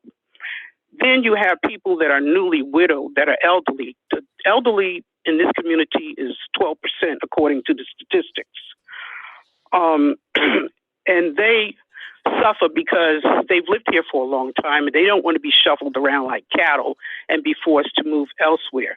Now, for Rainier Manor, we experienced a 3% cost of living increase, which in Humphrey Management, they usually only increase at max that I've observed since from 2011 to now is maximum 3%. You also might want to look at legislation that I helped to get passed back in 2016 for Prince George's County, and that is the 2-year lease agreement, which gives the person the option to sign a 2-year lease agreement so that the landlord won't be able to raise their rent for at least 2 years. That gives them time to fight, to survive, to live in this community another day, another year. And basically, that's all I have to say. And I thank you all so much for what you do and the fact that you're even considering this, because I get very sad when I look around and I see that people in the community are slowly being forced out, when it doesn't have to be that way, because they talk about how expensive things are. But I can tell you myself that these management companies, they waste a lot of money, not doing the improvements that they need to do, but miscellaneous foolish things, but nothing that has to do with improving the residents' units and things of that nature. I've walked through this community for as far as I could, and those are my observations. Even with the 5-year, appraisal that they do on the units, they do it and they get the credit for it, but they do nothing to improve it. So therefore, that's a bunch of hooky when he's talked about the rent stabilization being not beneficial to and for the community. And I thank you all so much for everything that you do. And please help us with this. And anything that I can do, I'm here. Thank you. Thank you so much, Miss Angela. We will be reaching out to you. So we'll be talking, okay? Thank you so much for joining us tonight. And Mr. Smith, you are next on the phone. And if there's somebody else I need to call on the phone, please let me know after Mr. Smith. What I have asked the council if they could please entertain a couple more minutes to make sure we have a fair, we call out all the speakers to speak. We have at least one more speaker. So can you guys put 8 minutes to be safe on the clock? So that if we miss one more person, we don't have to keep adding. Council, can we get thumbs up? And we don't have to use all of That's it. If fine 3 with me. minutes are done, it's fine. That, Good, Jimmy? that's good. Okay, Yes. Jared, I see thumbs up. Luke, thumbs up, or where are we? Good, Valerie? Okay, Okay. so the whole entire, all 5 of us are yes to, we said A, but if we don't need it, we don't need it, okay? Thank you guys so much. Okay. All right, so Mr. Okay, Smith, thank you. the floor is yours. Yes, I'm Norman Smith, and I am at 3001 Queens Chapel Road. I am at the Senior Citizens Building there, one of the Senior Citizens Building, and I had some comments to make. I happen to have been the rent control person in Washington, D.C. I was the executive director there. And in fact, I don't agree with the gentleman, Mr. Washington. However, I was a member of the AOBA, and the AOBA was a little different than what he says it is. But I would like to bring the issue because of my expertise and knowledge. I figure that rent control is a must for this community. I like it. I've only been here 3 years, but I think that it does need some improvement on some of the building here, especially the Senior Citizens Building here. I am 100% disability VA war hero. And I say that only because I live in a senior citizens bill and it needs a lot of work. And the rent continues to go up. It hasn't gone up that much, but it is a must that rent stabilization is definitely needed. And I've listened to some of the individuals' comments, and I agree with them 100%. And it will not. And I did a study for Watergate, and Watergate was expensive in Washington, D.C. Unfortunately, it wasn't what they said it was, and it did not stop any building from living in Washington, D.C. at all, even though rent did go up because D.C. is a high place. But in regard to other places that did have rent control, it has been a good opportunity for rent stabilization for certain areas. And I think that it's definitely needed. And I want to thank each and every one for giving me the opportunity to speak to you. And I'm willing to sit down and go out and help as much as possible of what I know about rent control and what I know about this rent stabilization program. Again, my name is Norman Smith, and I will be more than willing to help as many people as possible. Thank you so much, Mr. Smith. And we appreciate, all the words of wisdom and the knowledge from both of our speakers and also the communities that were here. We do have a message and the comment that I didn't read, but I'm going to make sure and read it. This is from former mayor of Tacoma Park, Kay Stewart, who is currently the Montgomery County Councilwoman. And I definitely want to also thank Councilmember at Large Marin Mitchell from City of Laurel, who's also here. And has been very supportive on all the efforts. The message says, although no new multifamily rentals buildings have been constructed recently, there has been significant public and private investment in the rehabilitation of existing affordable housing units. Since 2000, the county has invested over $18.3 million and the state has invested over $20.2 million in affordable developments located in Tacoma Park. Over $20.4 million in low-income housing tax credits, LIHCC funds, and over $23 million in private funds have also been invested in affordable housing within the city. These funds have supported the preservation of over 703 affordable units. So basically, that is from former Mayor Kay Stewart, who's currently the Montgomery County Councilwoman. And that was basically her statement on there has been investment and there has been growth also. All right, the other thing on this subject, I definitely want to bring up for information. On Sunday, leaders and community members from around basically the state met at the housing, cannot pronounce it correctly. Mari, you're gonna have to help me. In order to discuss redlining, rent stabilization, and a bunch of stuff. And it was good to hear not just the community and what the problem is, because the larger problem, not just from our Rainier, but overall, but also hear community leaders who have been working on this quite a bit, and they have made themselves available if we need any support. The other thing is the Prince George's Housing Committee will be meeting here on February 4th from 2 to 3, our police station community room. So residents, you're welcome to join us. We're going to be putting the flyers out and informing the community if you guys want to join that meeting. But this effort is not an isolated effort. It's a combined effort of working together to make sure that that we're addressing the situation. So among, you guys could see in the chat among the speakers, but it was who's who of elected officials, organizations as well. And it was a full day of information. We are gonna, Martin's gonna be inviting us to the next one as well. We'll share it through our network. So that way, if people would like to speak, would like to either, hear the new panelists, but you have reverends, doctors, elected officials at all levels, including Delegate Lehman, Delegate Peña Malik. You also had the effects of, sorry, Martin, you're moving it everywhere. You also had alternative housing and rethinking housing affordability, rent stabilization, rent control, and other tenants protection. So just to address, we are thinking about rent stabilization and rent control in the city of Rainier, effects of history of redlining in Maryland. And also, so you see the whole list of guest speakers. So we were happy to join them in Laurel.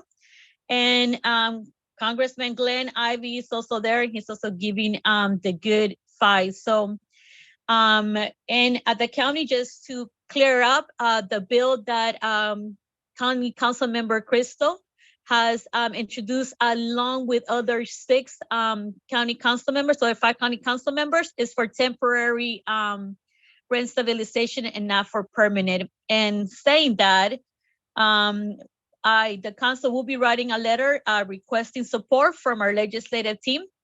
Both Juanica Fisher, who's a county council member, as well as our member at large, asking them to support this legislation as well.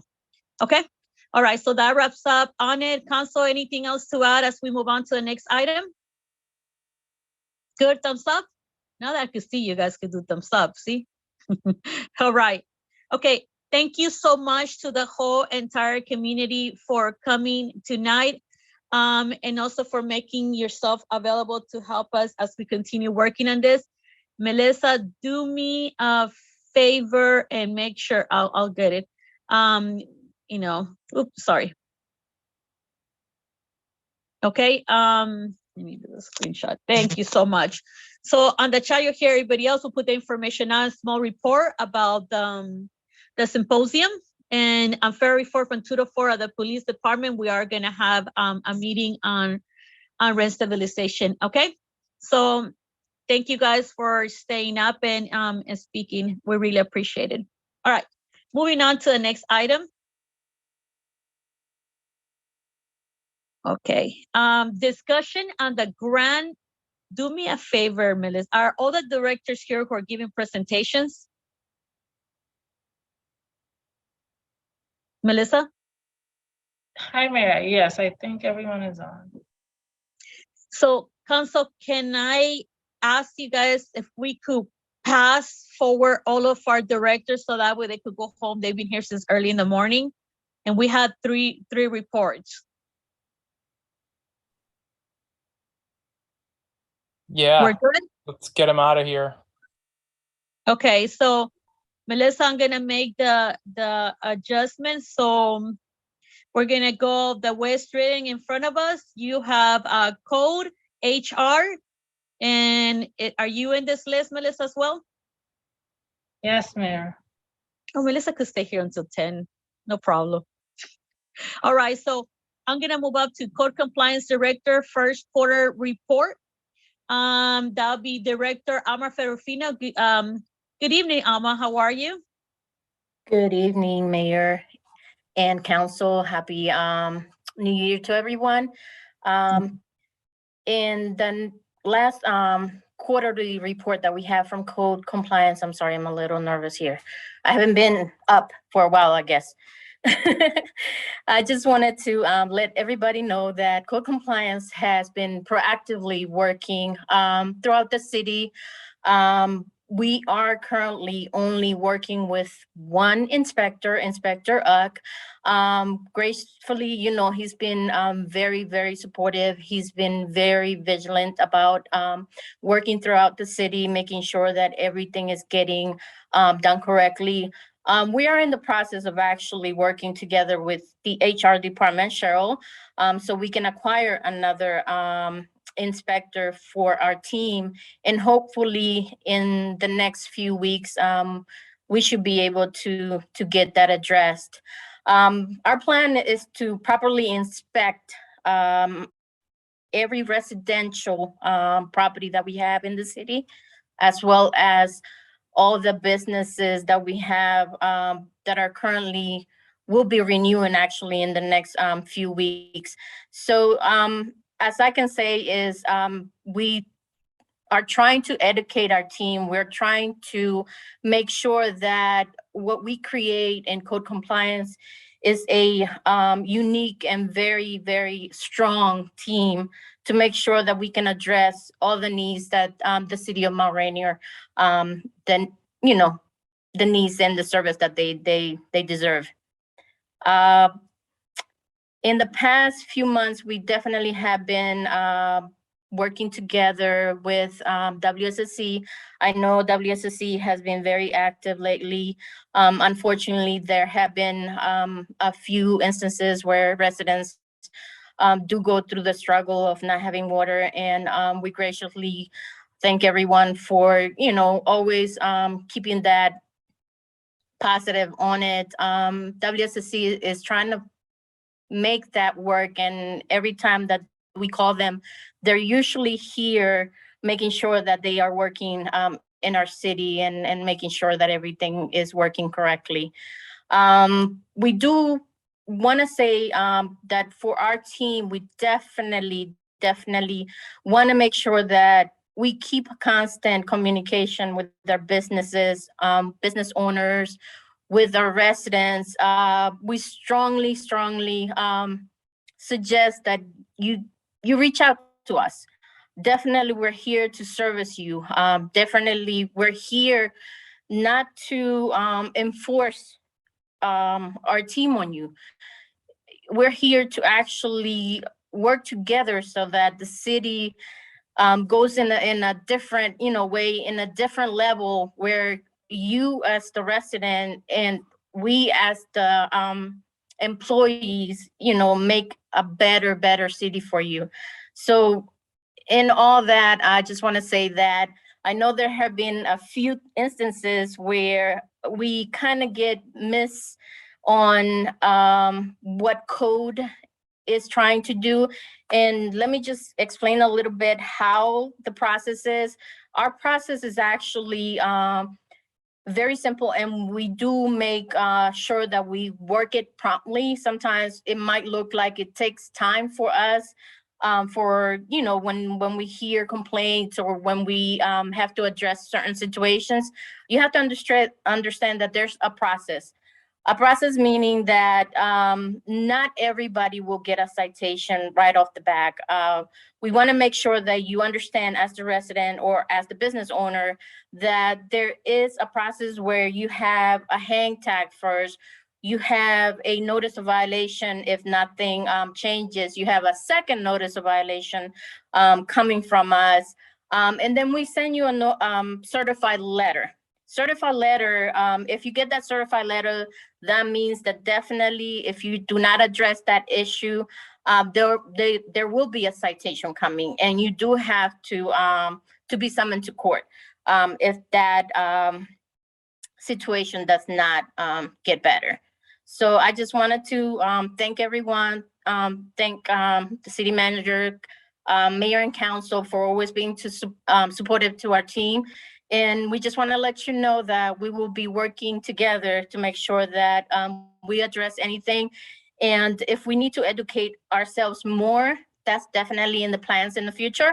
One thing that I can say is that we're trying to update our ordinance so that when you go in and actually look for that information, is at the tip of your hand. So it's definitely coming in slowly but surely. Definitely our team will be growing and getting more successful. Thank you so much, Alma, and your whole entire team for your work. So I'm gonna open up to council to see if they have any questions. Council, we are gonna go Jared, Valerie, Luke, and Jimmy. Go ahead. No, just want to say thanks for staying late. Appreciate all the work you're doing, and I know you're a little short-staffed right now, so really appreciate you and Inspector Uck's work at handling and managing the workload in the city. So just want to say really appreciate you. Really appreciate you much. Thank you. Thank you so much, Valerie. Yeah, thank you very much. Thank you for the presentation. I don't have any questions at this time. I just look forward to getting the next report soon. Thank you. Thank you. Thank you so much. Luke, Jimmy. Thank you so much, Alma. It's good seeing you on these meetings. And thank you. I know I've bothered you a lot with the native plant issue, so thank you for working hard to get staff to better understand that issue. I know that's tricky from a code compliance perspective, and just really appreciate you building relationships with residents, but especially and also our business owners. I know they really appreciate having a good relationship with code compliance as stuff comes up for them. Because a lot of times when I'm walking into businesses, there are certain businesses that will be in my ear about code compliance. So it's good. It's good that you guys are building those relationships as well. That helps everyone. So appreciate that. And just thank you for all the work. Thank you. Thank you. Thank you so much, Jimmy. No. Alma knows when I have an issue, but thank you very much. I thank you for everything it does. It's not an easy thing being code enforcement in our city. You know, you have to be consistent. Not everybody is always happy. We appreciate you communicating with people. Thank you. So thank you so much. Please also extend our thank you to Og and Emily. Emily's relatively new to the team and she's come running. And I know it was a little tough because you had to replace your own self in your old position. So you definitely knew where you wanted, and I'm glad she's also part of the team. We definitely look forward to filling that position. And I know you guys are doing a lot, trying to make sure that the other thing is I do want to ask you if you could please remind the community, especially those with parking permits, that their parking permit passes and business need to be renewed coming up in February. I'm just saying, do you know what day specifically? If not, post it out everywhere. So actually, we do have Pink and Communications that will be supplying that information. We definitely have a few things going on. We have the businesses, and we have the parking permits and church licenses that need to be renewed by February 28th every year. So we'll definitely be putting communication out, and if we need to, we'll be sending letters out as well. Thank you so much. I just wanted to make sure we didn't miss this opportunity to give people a heads up. For the people that got parking permits, it's usually the same, and also for the licenses, it's about the same weekend every year. Please be in compliance and make our job, the whole entire city and code a lot easier. And thank you guys so much for the work that you do. Okay. We appreciate it. Thank you. Bye. Have a good night. All right. So moving on. Thank you, Alma. Moving on to the next report, that is HR. That'll be Ms. Cheryl Morris. Hello, Ms. Morris. The floor is yours. And please remember, although there's X amount of time, you guys don't have to take the whole 5 minutes. Okay, it could be less if you choose to. Okay. All right, Go ahead, Cheryl. The floor is yours. Okay, Melissa, do you have my page? I'm not sure, but I want to say good evening to Mayor and Council, the City Manager, any residents on the call. Interesting enough, I did want to give an update on the recruitment side, especially since I last in my first presentation, and kind of let everyone know what's going on with each position. But since Alma had mentioned about code compliance, I'm going to start there. We had initially referred a candidate for an interview, a second interview, and they did that with the city manager. And then when I went back to do the offer, unfortunately, that person took another opportunity.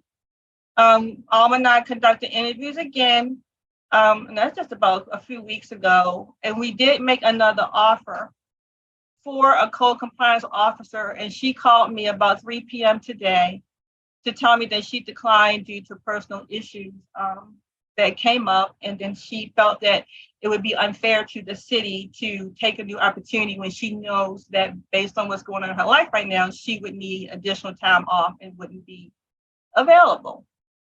So we're continuing on. For the social service coordinator, I think the last time I mentioned is that we did have a candidate, but they wanted more that was budgeted. So I was going to do a post on NASW, which I did, National Association of Social Workers, with the hopes that I could get some candidates to apply to our website. Unfortunately, after the 30-day post, I didn't get any hits from that post. I won't be using them again. And so I recently, from the new year in late December, after the holidays, we're looking at applications and sending them over to the city manager for us to review. And we actually, I felt pretty good, only because we had a lot more people apply just since the last, within this 30 to 45 day window. So I'm hoping that we can get 10 good and pulls from what I sent over to interview from, and this time get a social service coordinator and be more successful this year in 2023. We have still opened our general labor opportunity. Lucia and I have interviewed at least 3 times in December. We have interviews again this week. And for those who did show up, we just together didn't feel that those we did interview were a good fit. And we would rather continue looking than to just put someone in the role just to have them in the role. And for our police officer positions, I've been working with Chief, and Chief is reviewing resumes and may even have a candidate in the police academy currently to fill those positions.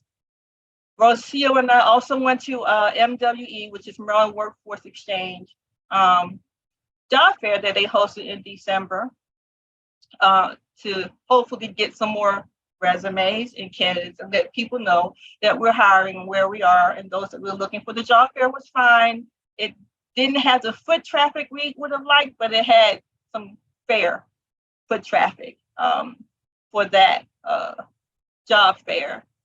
And just today I was talking to one of the directors who's always been supportive of me, Ron, on getting the word out on our opportunity. So I share some information with them. So all of the directors are really supportive and just letting their contacts know that we're hiring, we have this need. But at the same time, I just don't want to put someone in the role just to have them there. And I do understand the impact that our staff shortages have on the city and what the residents need. But just want to be a little bit more cautious in getting the positions filled. And just to update you on the training, I also wanted to give you that because I had spoke about legit in Chesapeake and compliance because I was really concerned about OSHA and the guidelines and things like that. And I feel like legit is more focused toward law enforcement needs, which is something I can work with Chief on when it comes to some additional training for our police department. But for our overall compliance in general, I'm leaning and we'll go towards Chesapeake.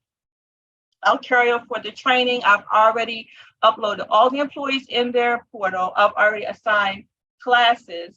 I just need to get with the managers to do some training and basically just to send an invite out so they can start training on OSHA and as well as some other compliance courses, just some basic things to kind of get us going. So that's it. I mean, if you have any questions, I'll be more than happy to answer. Thank you so much, Cheryl. Council, I'm gonna go the opposite. So I'm gonna go Jimmy, Luke, Jared, Valerie.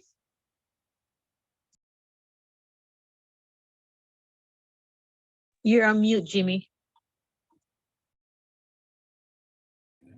No comments. Thank you very much. And thank you for staying and appreciate the report. Thank you, Luke. Cheryl, thank you so much. Just appreciate all this. And thank you for being here. Jared? Yep, Cheryl, thank you so much and for being here. Really appreciate it, and thanks for all your work and trying to get these filled. I know it's a tough labor market. I appreciate you doing everything you can to get these filled as quickly as possible. And thanks again. Thank you so much, Valerie. Yeah, thank you. And I really appreciate all the work you're doing on professional development as well. I think that's really key to keeping and retaining long-term employees for the city. So thank you for all your work on that. And I look forward to your next report. Thank you so much, Cheryl. As we are reviewing the upcoming budget, I would definitely recommend if there's more funding that could be put towards trainings and stuff like that. If you guys are looking over to the ones that are needed for our staff, so that way they reflect the budget, so that way we have a budget in front of us, we have those training. I noticed like there's not many funding in there. So if you guys could consider that moving forward. So your proposal for Mr. Kamali as well. The other thing with this round of social service coordinator, if nothing pans out, and 100%, I'm with you. It has to be the right person for our positions. If not, I definitely want you guys to move to have 2 part-timers for social service coordinator instead of 1 full-timer. What we realized with the other social service coordinators was that they'll be willing to do the part-time, but they couldn't do the full-time because of other responsibilities that they have, but because the job requires a lot of emotional and empathy as well. Sometimes full-time was a lot. So please reconsider that as an option to figure out if that way we could at least fulfill it, because I know at this point PD and myself are doing a lot of work in that sector. And as much as I love you guys, we definitely need the help. So if this round doesn't pan out, and like I told you guys, I'm very aware what's needed in this position because I've been doing a lot of it. Please make sure that that'll be the next step after this round. Just move it up, Mr. Kamali, move it up to 2 part-timers, because it's not sustainable. And I know PD is very willing to help. And I'm glad they're helped. They should be willing to help, and I'm glad they're there. But there's supposed to be support also for the social service coordinator. But I know Chief and your team have done a beautiful job at taking a lot of lead to help the residents in that field while we're filling the position. And I know this because the residents have told me, so I definitely appreciate the positive feedback from the officers being there. And they are CIT trained, so that is something to put out there. But I know it's quite a bit to also depend just on this collective. So I would say that after this round, if we find, after the interviews, we find nobody, the next round put 2 part-times and figure out if that will allow for somebody that either is coming out of school that might be able to do the part-time as they're working on their hours, or somebody that's more seasoned that might be willing to do the part-time as they're dealing, as they're, enjoying the beautiful life they have, whatever the case is. But I think we need to start moving on the next steps under that direction. Okay. Thank you guys. Cheryl, and I know you do a lot of work putting the information out and following and stuff like that. It's quite a lot. And I will say to you guys, consider putting also the salary range if you guys haven't, because that's been a bit of the problem that I'm hearing reporting back. That we had great candidates and they're like, oh, maybe not because of this reason, So that's something to be mindful. All right, perfect. Thank you guys so much and have a good night, Cheryl. Thank you for everything. All right. Thank you, guys. Good night, Cheryl. Good night. Okay, moving on to the city clerk. Melissa, you'll do your report, okay? Melissa, I'll do my report at my time, Mayor. You sure? Okay, yes, perfect. I'm here till the end of the meeting. We'll keep you later, Michelle. No. All right, thank you so much. Okay, so council, thank you so much for entertaining that change. And then Melissa will also reflect it on the agenda notes that we made that change to accommodate directors leaving. All right, so the next item on the line will be the presentation discussion of fair opportunity. Oops, sorry, Melissa, my apologies. Discussion on the grant listing for the city, and we do have I did saw Bill here, so that's good. And I seen Chief here, and I saw Mr. Hopkins as well. So I saw a couple of staff members here as well. Okay, so the mayor and council requested a listing of all the grants.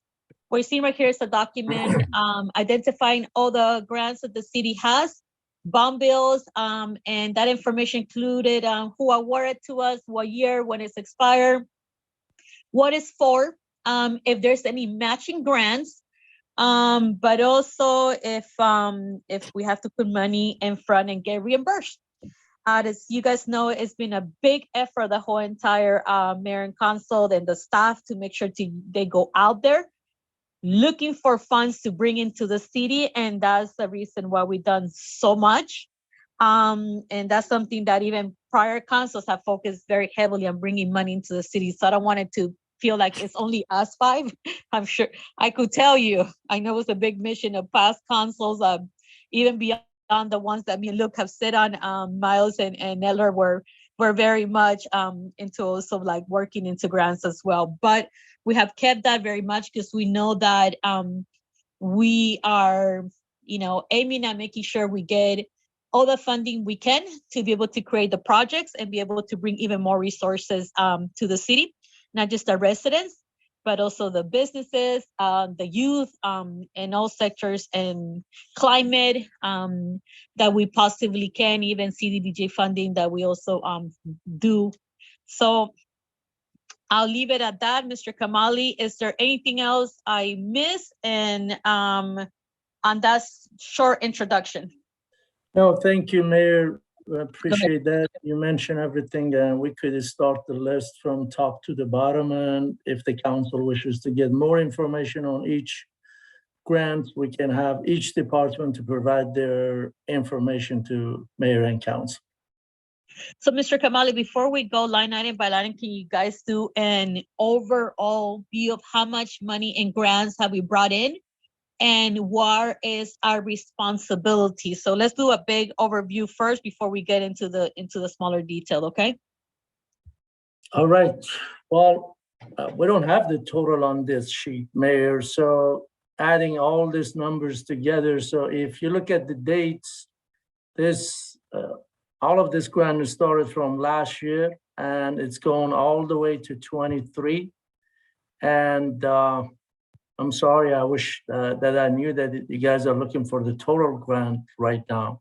And some of them are just recently we got the approval for it, and I'll be glad to answer any question if you guys have.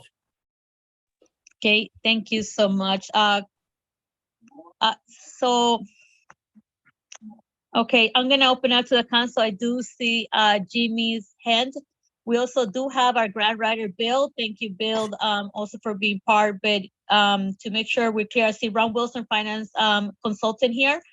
The rest of staff left, but I know Chief has written grants, Rocio has written grants, Hopkins has written grants as well. So they all have been very supportive in reaching our grants, and obviously Bill and the rest of us have written grants as well.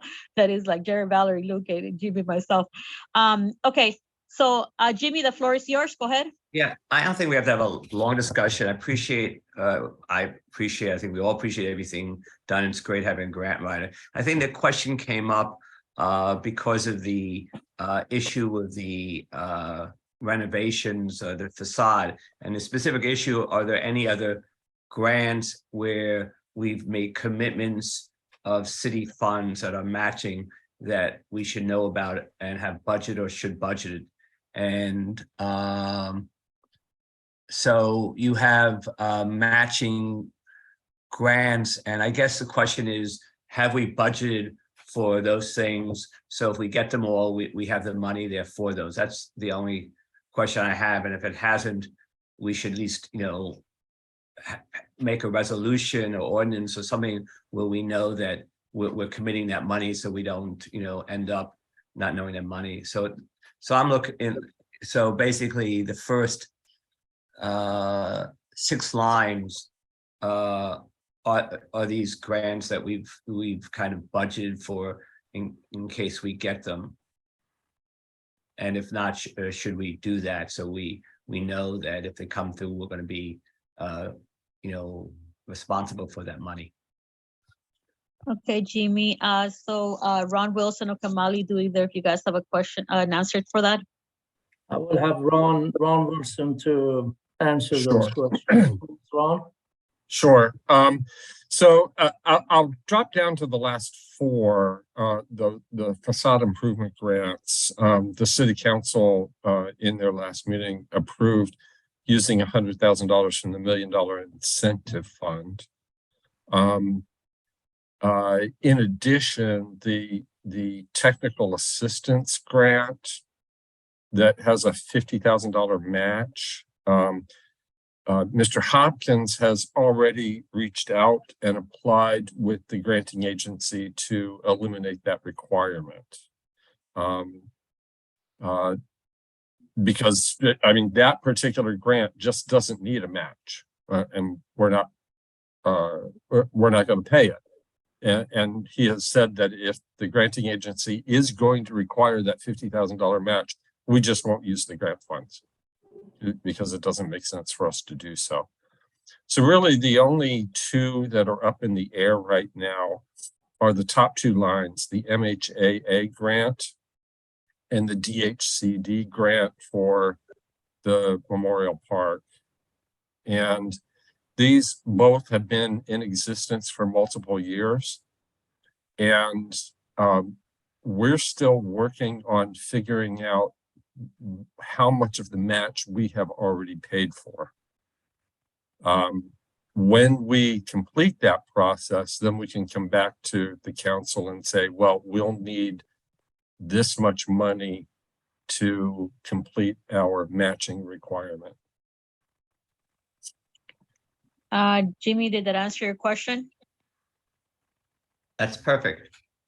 Okay. I'd like to add something about the technical assistance grants. Yes. So the match for the technical assistance grant was a cash match for $50,000. We've submitted a letter to DHCD.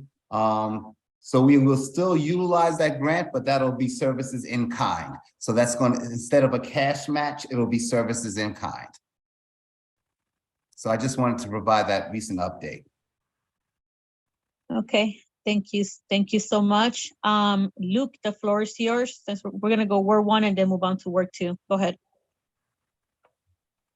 Yeah, so I'm going to try to repeat back just so this is clear in my head. Apologies if it didn't land right. So I understand for the first 2, we may have already spent some money there. So instead of seeing an expense line of 100,000 and 132,000, we may see an expense item in the FY24 budget of, I'm just going to make this up, 80,000 and 70,000 because we will have already spent some funds there. Am I getting that portion right? That is partially correct. Yes, the amount will probably be less than 100 and 132.5, and probably significantly so.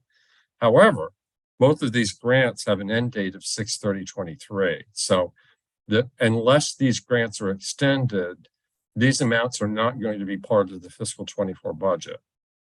What we'll need to do is a budget modification for fiscal 23.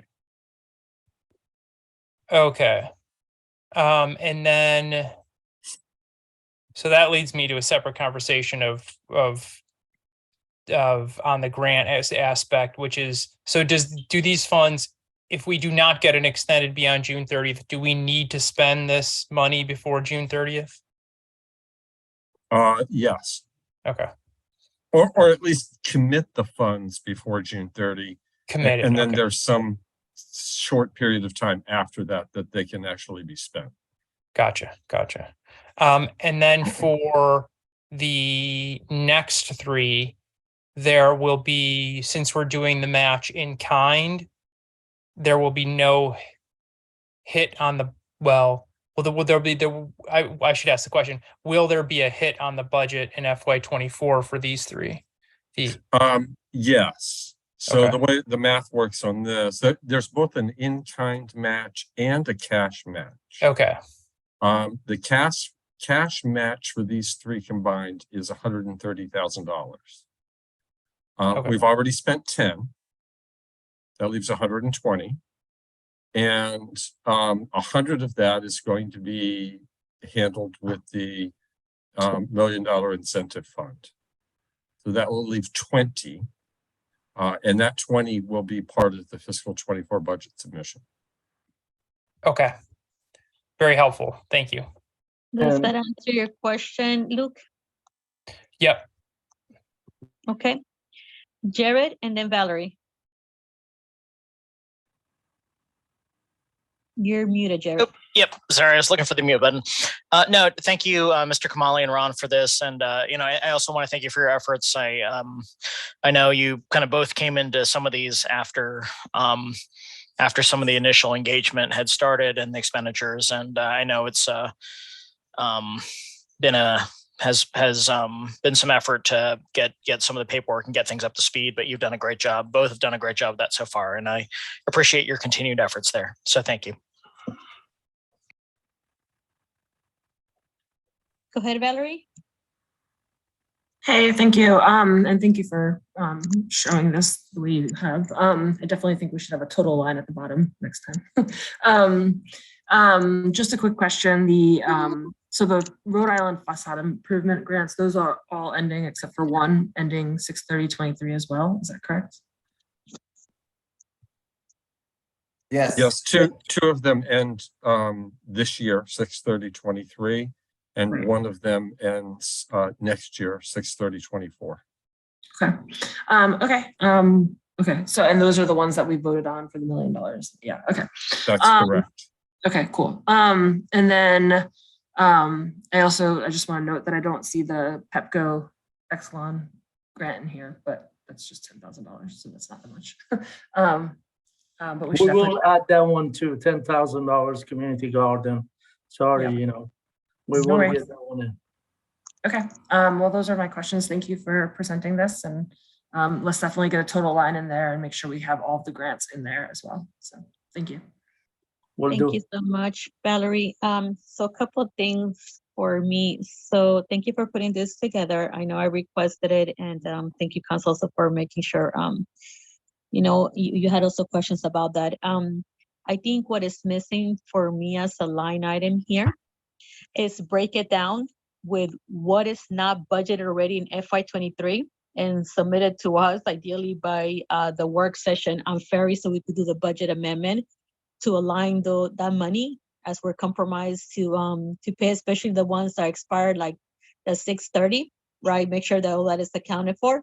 And for the ones for FY24, make sure that they are in the budget so that we're full aware. If there's anything that goes beyond that, make sure we make a big note of it. The other thing I need in this, aside from like the sums or what we need to spend, right?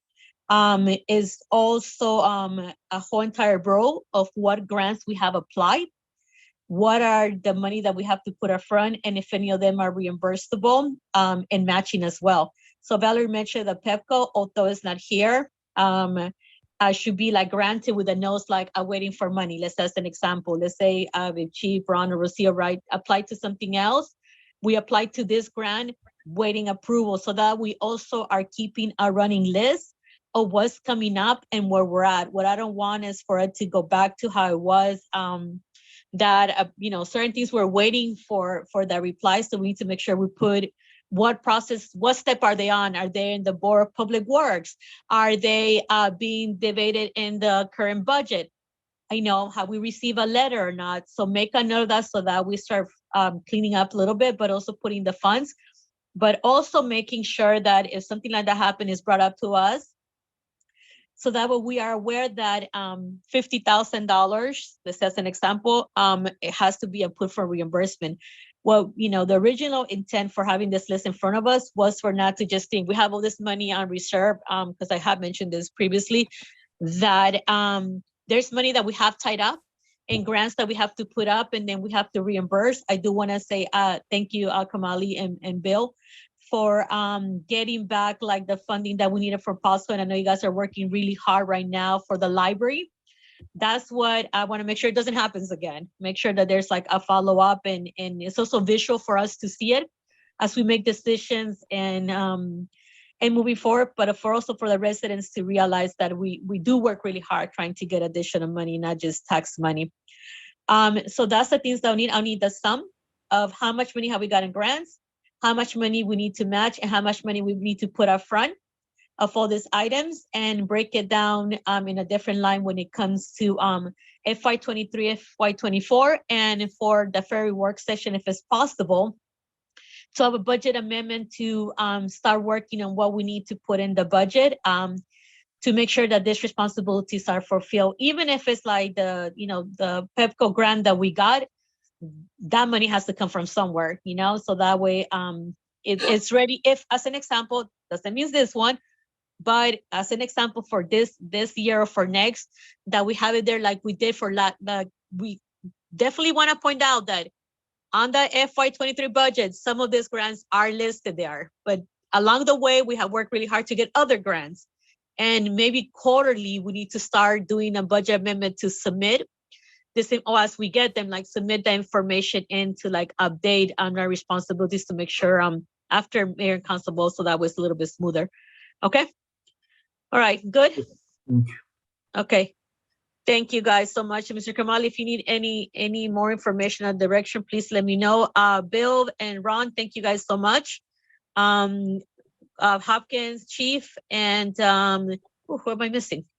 Thank you guys so much as well, and Rocio, for all the grants that you guys have also been writing. It definitely helps. Okay.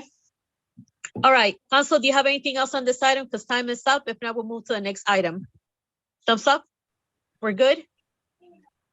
Okay, Luke, Jimmy. I see Good.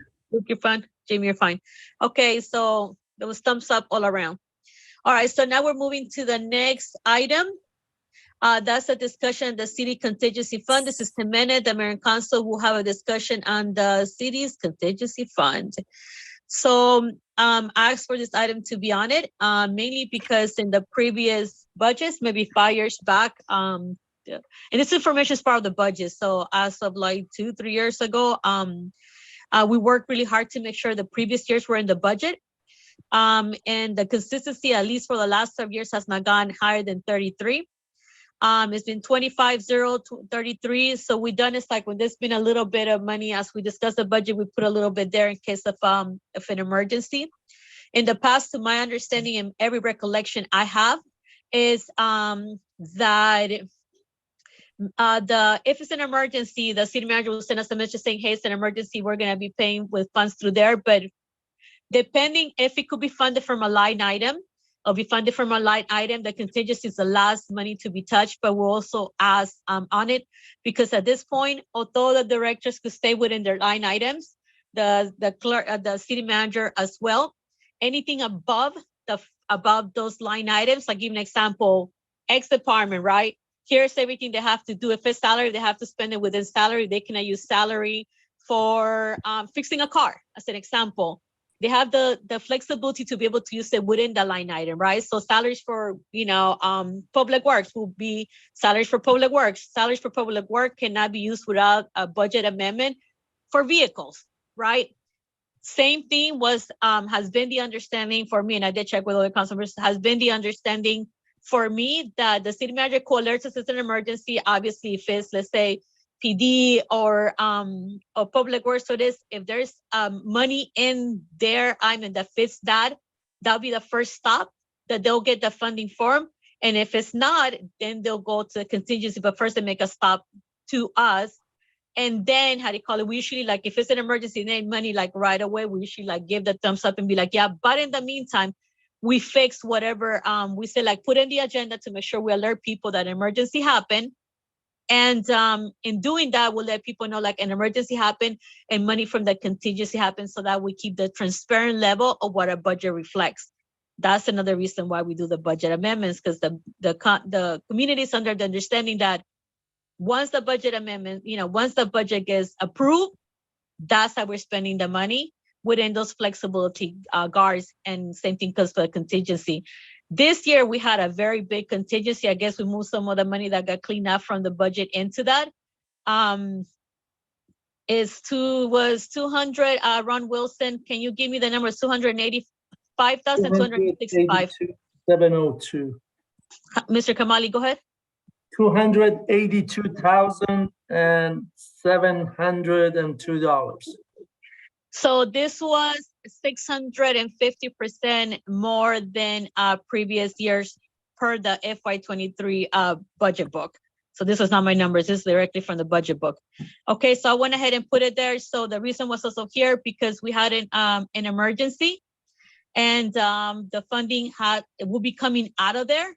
So that way the residents are aware of the new number that the contingency has, unless you guys have changed your mind and put it against something else. So go ahead, Mr. Kamali.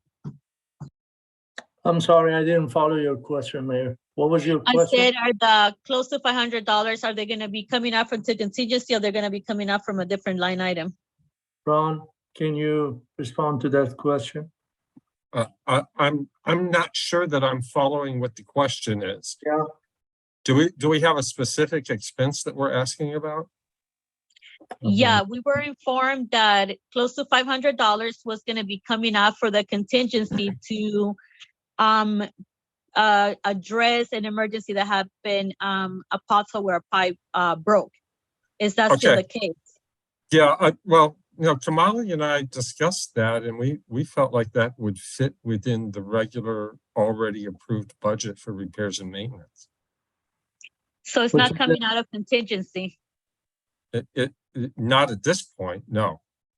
So, okay, that's fine.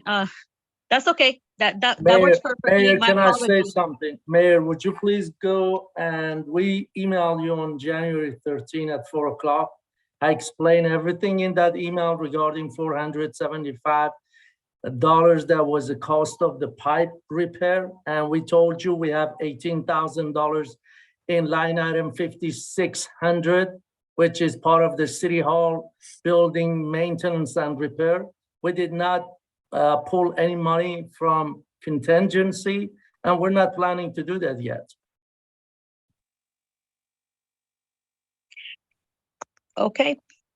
Thank you for making sure you guys go to the Public Works budget before you touch the contingency. Do you guys have any question on this? It's not Mayor, Public Works. I'm sorry, it's not Public Works, it's City Hall. Potts Hall is falling, Dr. Gupta's office, Potts Hall are falling under City Hall, and we use line item 5600 building repair, which has $18,000 approved by Mayor and Council in FY23. Thank you so much. I will ask for, there is a maintenance line item for Potts Hall that I did read the email you sent, Mr. Kamai sent to all of us regarding maintenance. I know it was put at zero because construction was happening. I think for the future, put even as $500 in case an emergency happened before construction takes place as we're finalizing stuff, okay? So I'm gonna open it up to council if you have any questions. If not, we'll move on from this item. Okay, I'm Luke, fine, you're Mayor. good? Jimmy, I'm good? Yeah. Valerie's good? I'm good. I'm good. Thank you. Thank you. And thank you for clarifying it because originally that's not what we were told. That's the reason why this item is here. All right. Thank you so much. Jared's have a- good too. I said Jared with a double T. Thank you so much. Thank you, Ron, for your help on this, okay?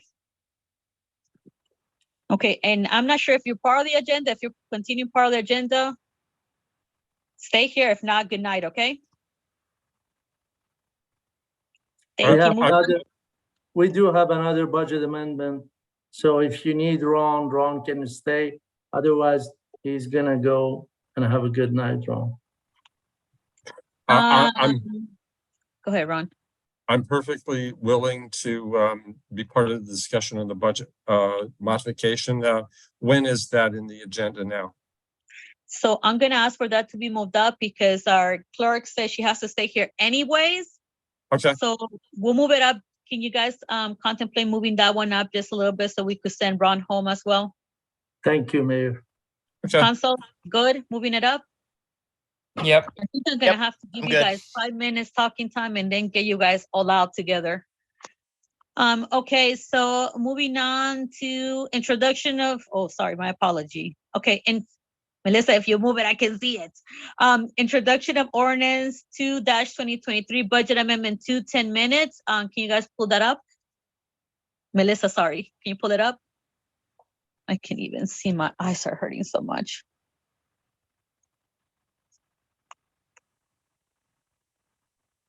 Melissa, that was your report. I think secretly you want to give it to us.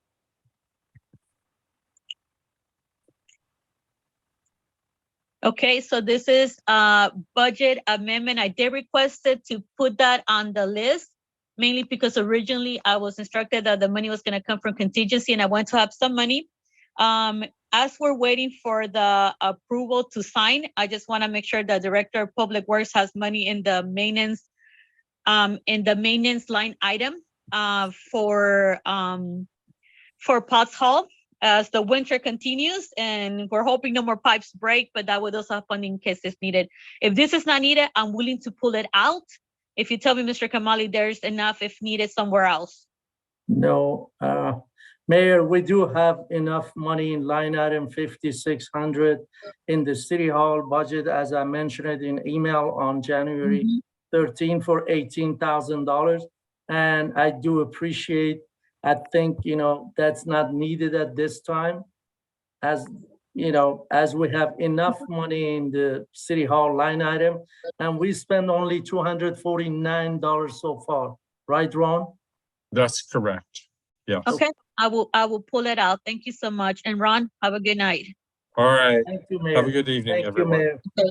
You're All welcome. right, thank you.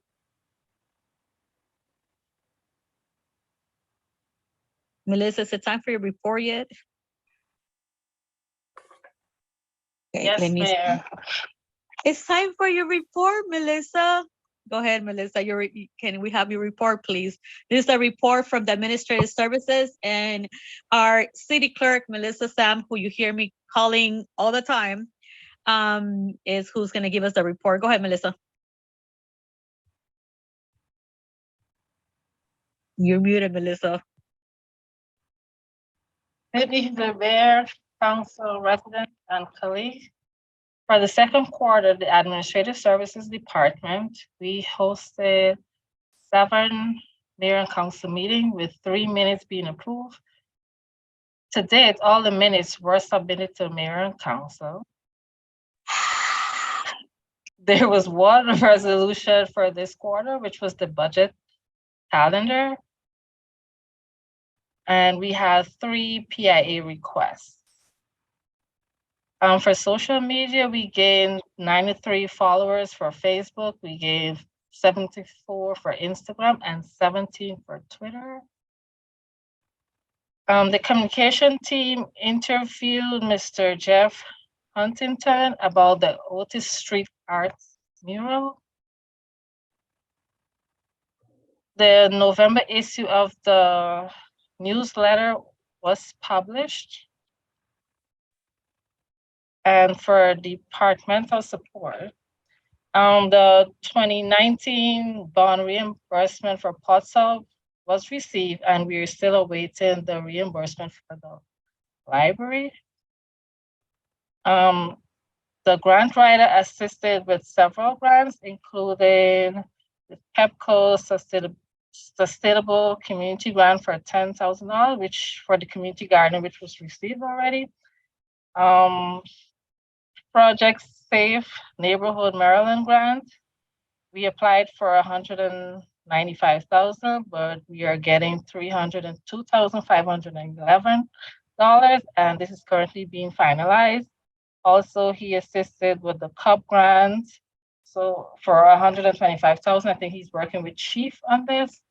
And they're trying to do all the overdue reports in order for us to get that funding.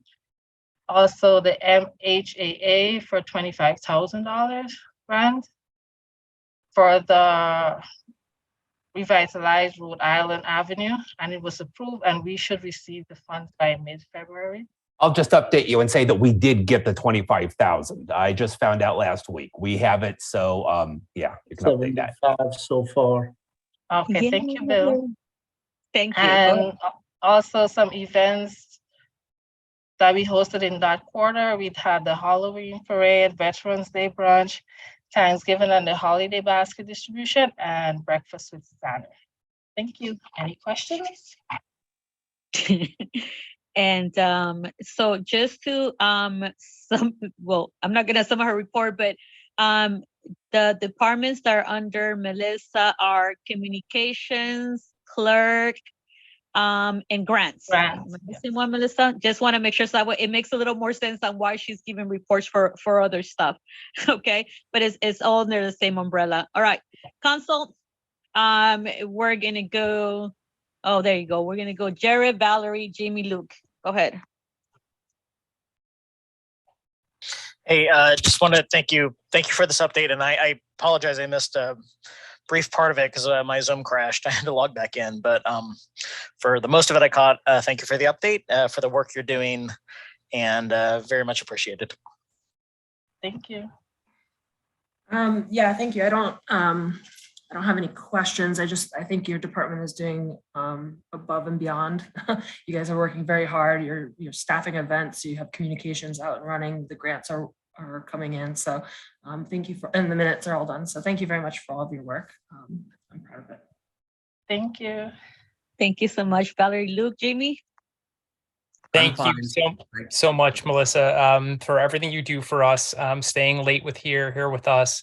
Every word I say thanking you is keeping you from getting off this Zoom. So I just appreciate you so much for everything that everyone said. Thank you. I could just see Vanessa shaking her head. Yes. Go ahead, Jimmy. I agree. I just second what everyone else is saying. Thank you very much for what you're doing. So thank you, Melissa. Extend my my thank you to Pink, Jared. I know they're here. Also Bill, as well as Gabby. You guys are doing a lot of great work. The other thing is like people don't realize like all the graphics, videos and stuff like that, they come directly from you guys working and putting together this. And the other thing that Melissa also is gonna be handling is she handles also the elections. So that's part of her clerk duty. And the whole communication team and her whole team is going to be highly involved in that coming up in May. But the scholarship committee as well. And she is our liaison to that. And I know Breck has a liaison from your department as well.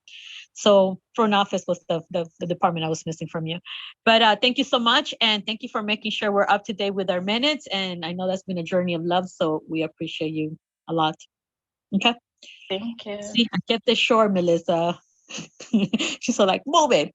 All right. And oh my goodness. Okay. Yeah, I was going to say center because there's no way I'm going to be able to read that. Okay, introduction to Ordinance 01-2023, an ordinance of, the mayor and council of the city of Rainier granting a renewal the cable franchise to Comcast Maryland LLC and authorizing a franchise agreement. So basically, mayor and council, this is directing our city manager to be able to do what they need to do, right?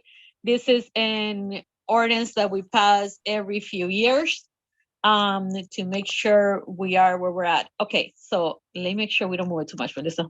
Okay, so this ordinance 1-2023 introduced by mayor and council. An ordinance of the council, keep it consistent, Melissa, you put mayor and council there. Of the city amount, oh my God, Rainier, Maryland, granting a renewal of the cable franchise of Comcast of Maryland LLC and authorizing a franchise agreement.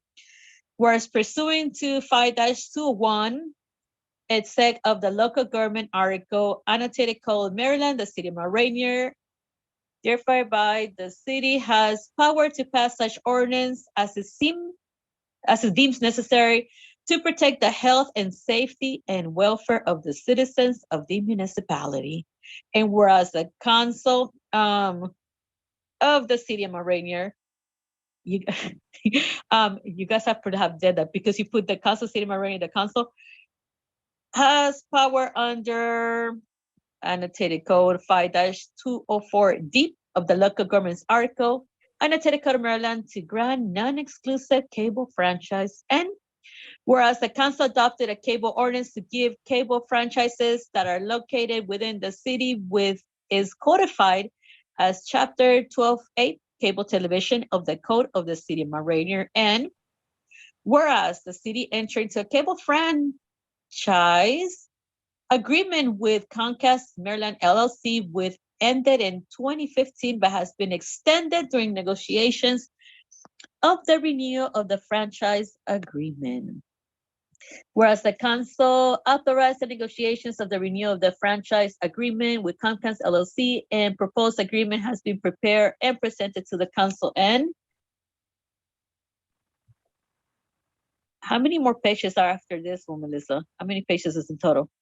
Why don't you just go to the therefore? Yeah, I thought it was a lot less pages. Keep moving it to the end. There are 4, Melissa. So the conclusions. Oh no. Okay, section 1. Now therefore be ordained by the Council of City of Rainier, Maryland, that the renewal of the non-exclusive rights to construct and operate a cable television system along the public rights of the way of the City of Rainier is hereby granted by Comcast. So this is basically what we're agreeing to you guys to enter negotiation, right? Subject to provisions after 12A, Cable Television of the Code of City of Rainier, and the cable franchise agreement between the city and the Comcast LLC, and from similar to attached ordinance as Exhibit A. Go up. Furthermore, ordain that the cable franchise agreement between the city and Comcast in form of substantial similar to the attached, therefore is Exhibit A, approved, and the city manager is authorized to endorse the franchise agreement on behalf of the city. The ordinance should become effective immediately after adoption, provided that it's been posted on the City Hall immediately after introduction and until passed. A fair summary of the ordinance should be published at least on 1 newspaper having circulation in the city, inclusive of the city newsletter, mailed or otherwise delivered to every city household. Section 4, in any section, subsection, provision, sentence, clause, phase, or word of this ordinance is for the reasonable help to be illegal, otherwise invalid by any court of completed jurisdiction. As such, invalidity shall be oh my goodness, I can't even see anymore.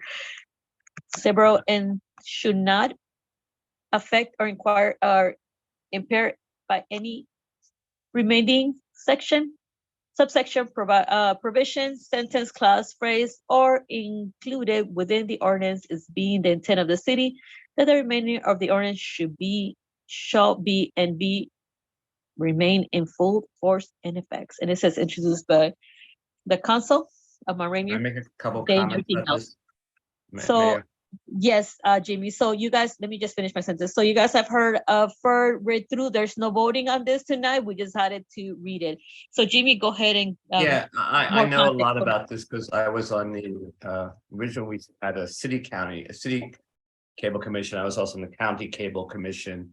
Basically, when Verizon, first Comcast and then Verizon wanted to build right-of-way through our city, they had to negotiate an agreement with the county and with all the municipalities that gives them some money where they pay for some kind of internet service. And every 5 years or 10 years, this thing comes up, and Mount Rainier is part of a consortium of like 15 or 20 municipalities that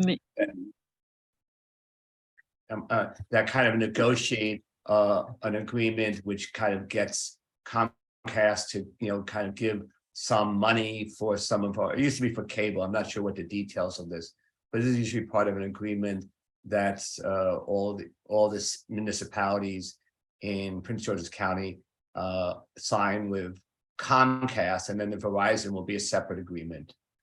So when they wanted to come in here, we said you could come in here as long as you pay for certain kinds of things, including, I think, the internet service we have in the county. Anyway, that's just my, kind of background information on this. It's pretty perfunctory. Thank you so much, Jamie. Council members, I'll go around you guys. Let me know if you have any questions. We're gonna go with Jared, Valerie, Luke. Definitely no comments. Valerie, I'm good, thank you. Luke. All good. Thanks. Perfect. Thank you so much. So this is basically a read through. Our city manager would come to us if it's some legal standing or what it looks like before it's signed, so we could review it and get legal advice.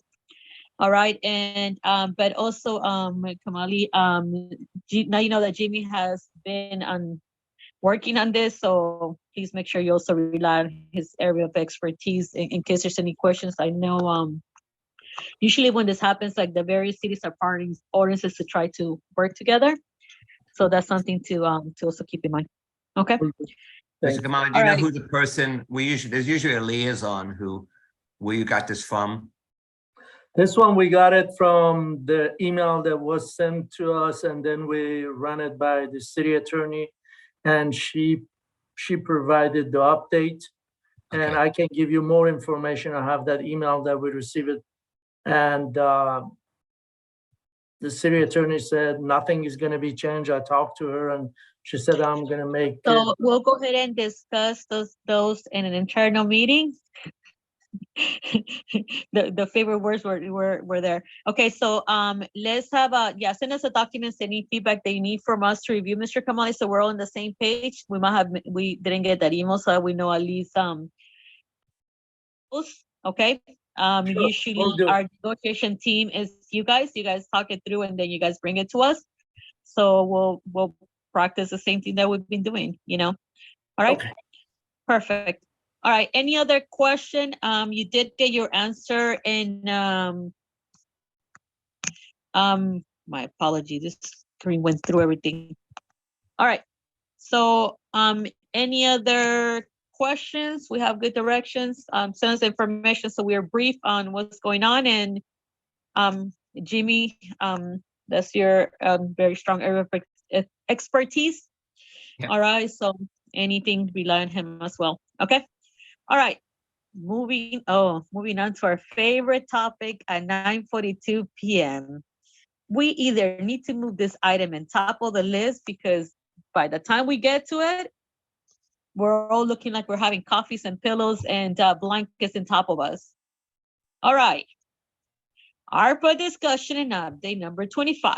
The mayor and council will discuss the status of projects, including the emergency rental utility assistance program. We do have a, Mr. Kamali, if you could give us a report on a brief one on basically we have entered the third round of funding. And any information that you have, just so the residents are aware, because I did get an email saying, you guys just think of the homeowners, but we have granted money for renters, for apartments, but also to help for their utilities as well. So it's going to be just on that report, Mr. Kamali, okay? Yes. Because that's what it's saying on the stuff. Go ahead, Mr. Kamali, the floor is yours. Yeah, thank you, Mayor. Mayor and council allocated $50,000 for emergency rental and utility assistance. So we started the round one, and in round one, we had 43 approved applications, 22 were rejected. And the total that we spent, it was $19,487.09. And that was the total. The utility was, out of that 19 was 2,487, and the rent was 17,000 for round one. And in round two, we approved 22 applications and rejected 23, and waiting 10 of them for additional information, which they haven't sent anything to us. And the total that we spend in round two is $21,310.26, which includes $3,473.11 for utility and 17,837.15 out of 21,000 total for round 2. So the total of round 1 and 2, it's going to be 40,797.35. And right now, out of $50,000, we have $9,000 left. And so I asked mayor and council, and we revised the application based on your recommendation, mayor and council. So right now we're waiting for your direction, and we have only $9,000 left over there with some changes. $9,200 is left for round 3. And right now we got everything ready. Application is being revised. It's been translated. And I do appreciate if you guys respond to our email, because we were waiting direction from council, mayor and council. So, Mr. Kamali, I'm gonna make this very short, and I'll tell you, like, move forward. Basically, applications where we ask for you to put it out starting tomorrow, so that way people know. And once the funding funded, then mayor and council will have to decide whether we want to allocate more funding. I definitely want to clarify something. You said approved, but you actually received those applications, and you approved so many. The other thing is, like, the team has made every effort possible to make sure not to reject applications and follow up with the residents if they're missing paperwork. A lot of people that were rejected because they were outside the city. So we had a lot of people that applied that were outside the city, and that was part of it. They also, the perimeter, based on your report that you gave, was that some of the people that were also their application was originally rejected because they didn't meet the requirements and some of the deadlines. But if they didn't meet one deadline, they were also, like, reconsidered for the next round. And to be clear, people that apply for the first and the second round do not qualify. So if you apply for the first, you're not qualified for the next one, because we're trying to put the money out to first round people. So all those numbers that you heard are from people that got the grant one time only. So it's not like one person got several of those grants. Okay, and it's up to $1,000. And did I summarize it correctly? Yes, thank you, Mayor. And the total application that we received, Mayor, was 65, 43 in round 1, 22 in round 2, a total of 65. And the approval for 45 has already been taken care of.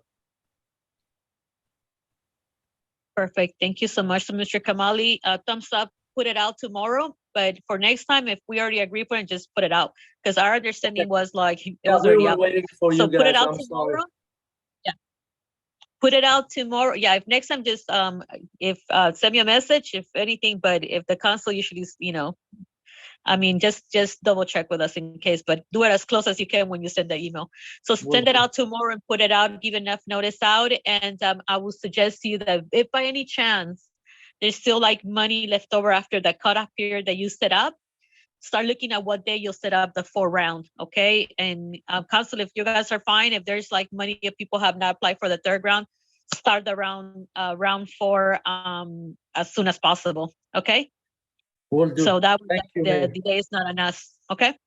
And the only thing I will definitely ask is for on the website under the ARPA funding for, like, distribution. We don't need to put people's name, but please, can you make sure put if I'm sorry if I haven't checked it, my mind I've been completely, like, overbooked, like the last 2 weeks.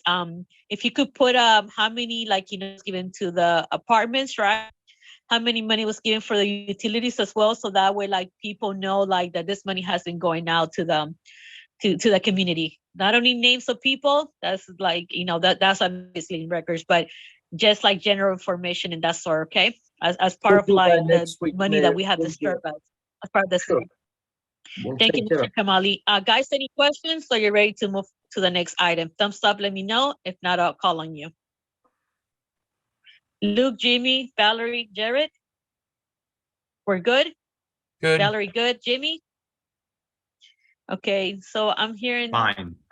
It looks like, okay, perfect. And Jared? Yep, Thank good. you, Jared.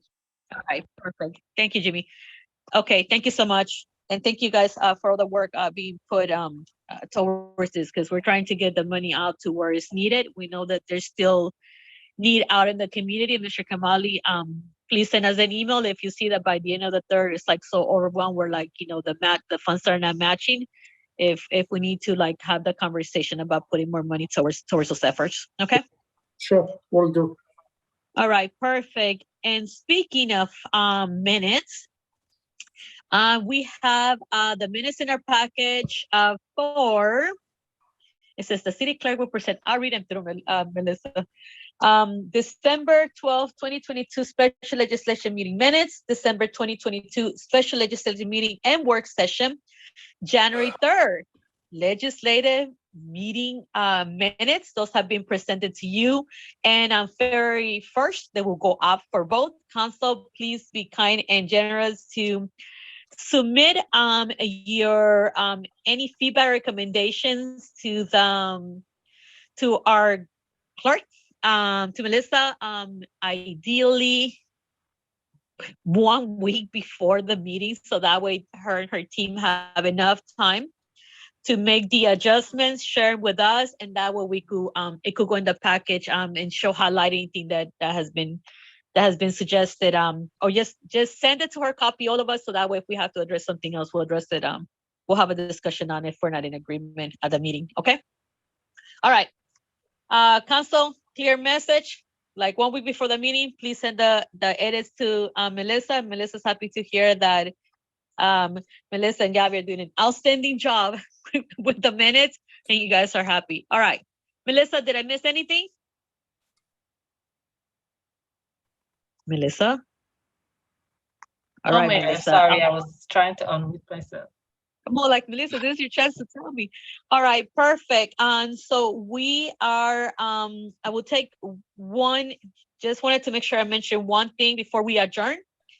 The closed session summary that we had today will be read at our February meeting. That's when the Vice Mayor will be reading the summary. So we did enter into closed session, as you guys know, in an open session. We went on it. There was 4 of us at that point, and we move forward to go on it. The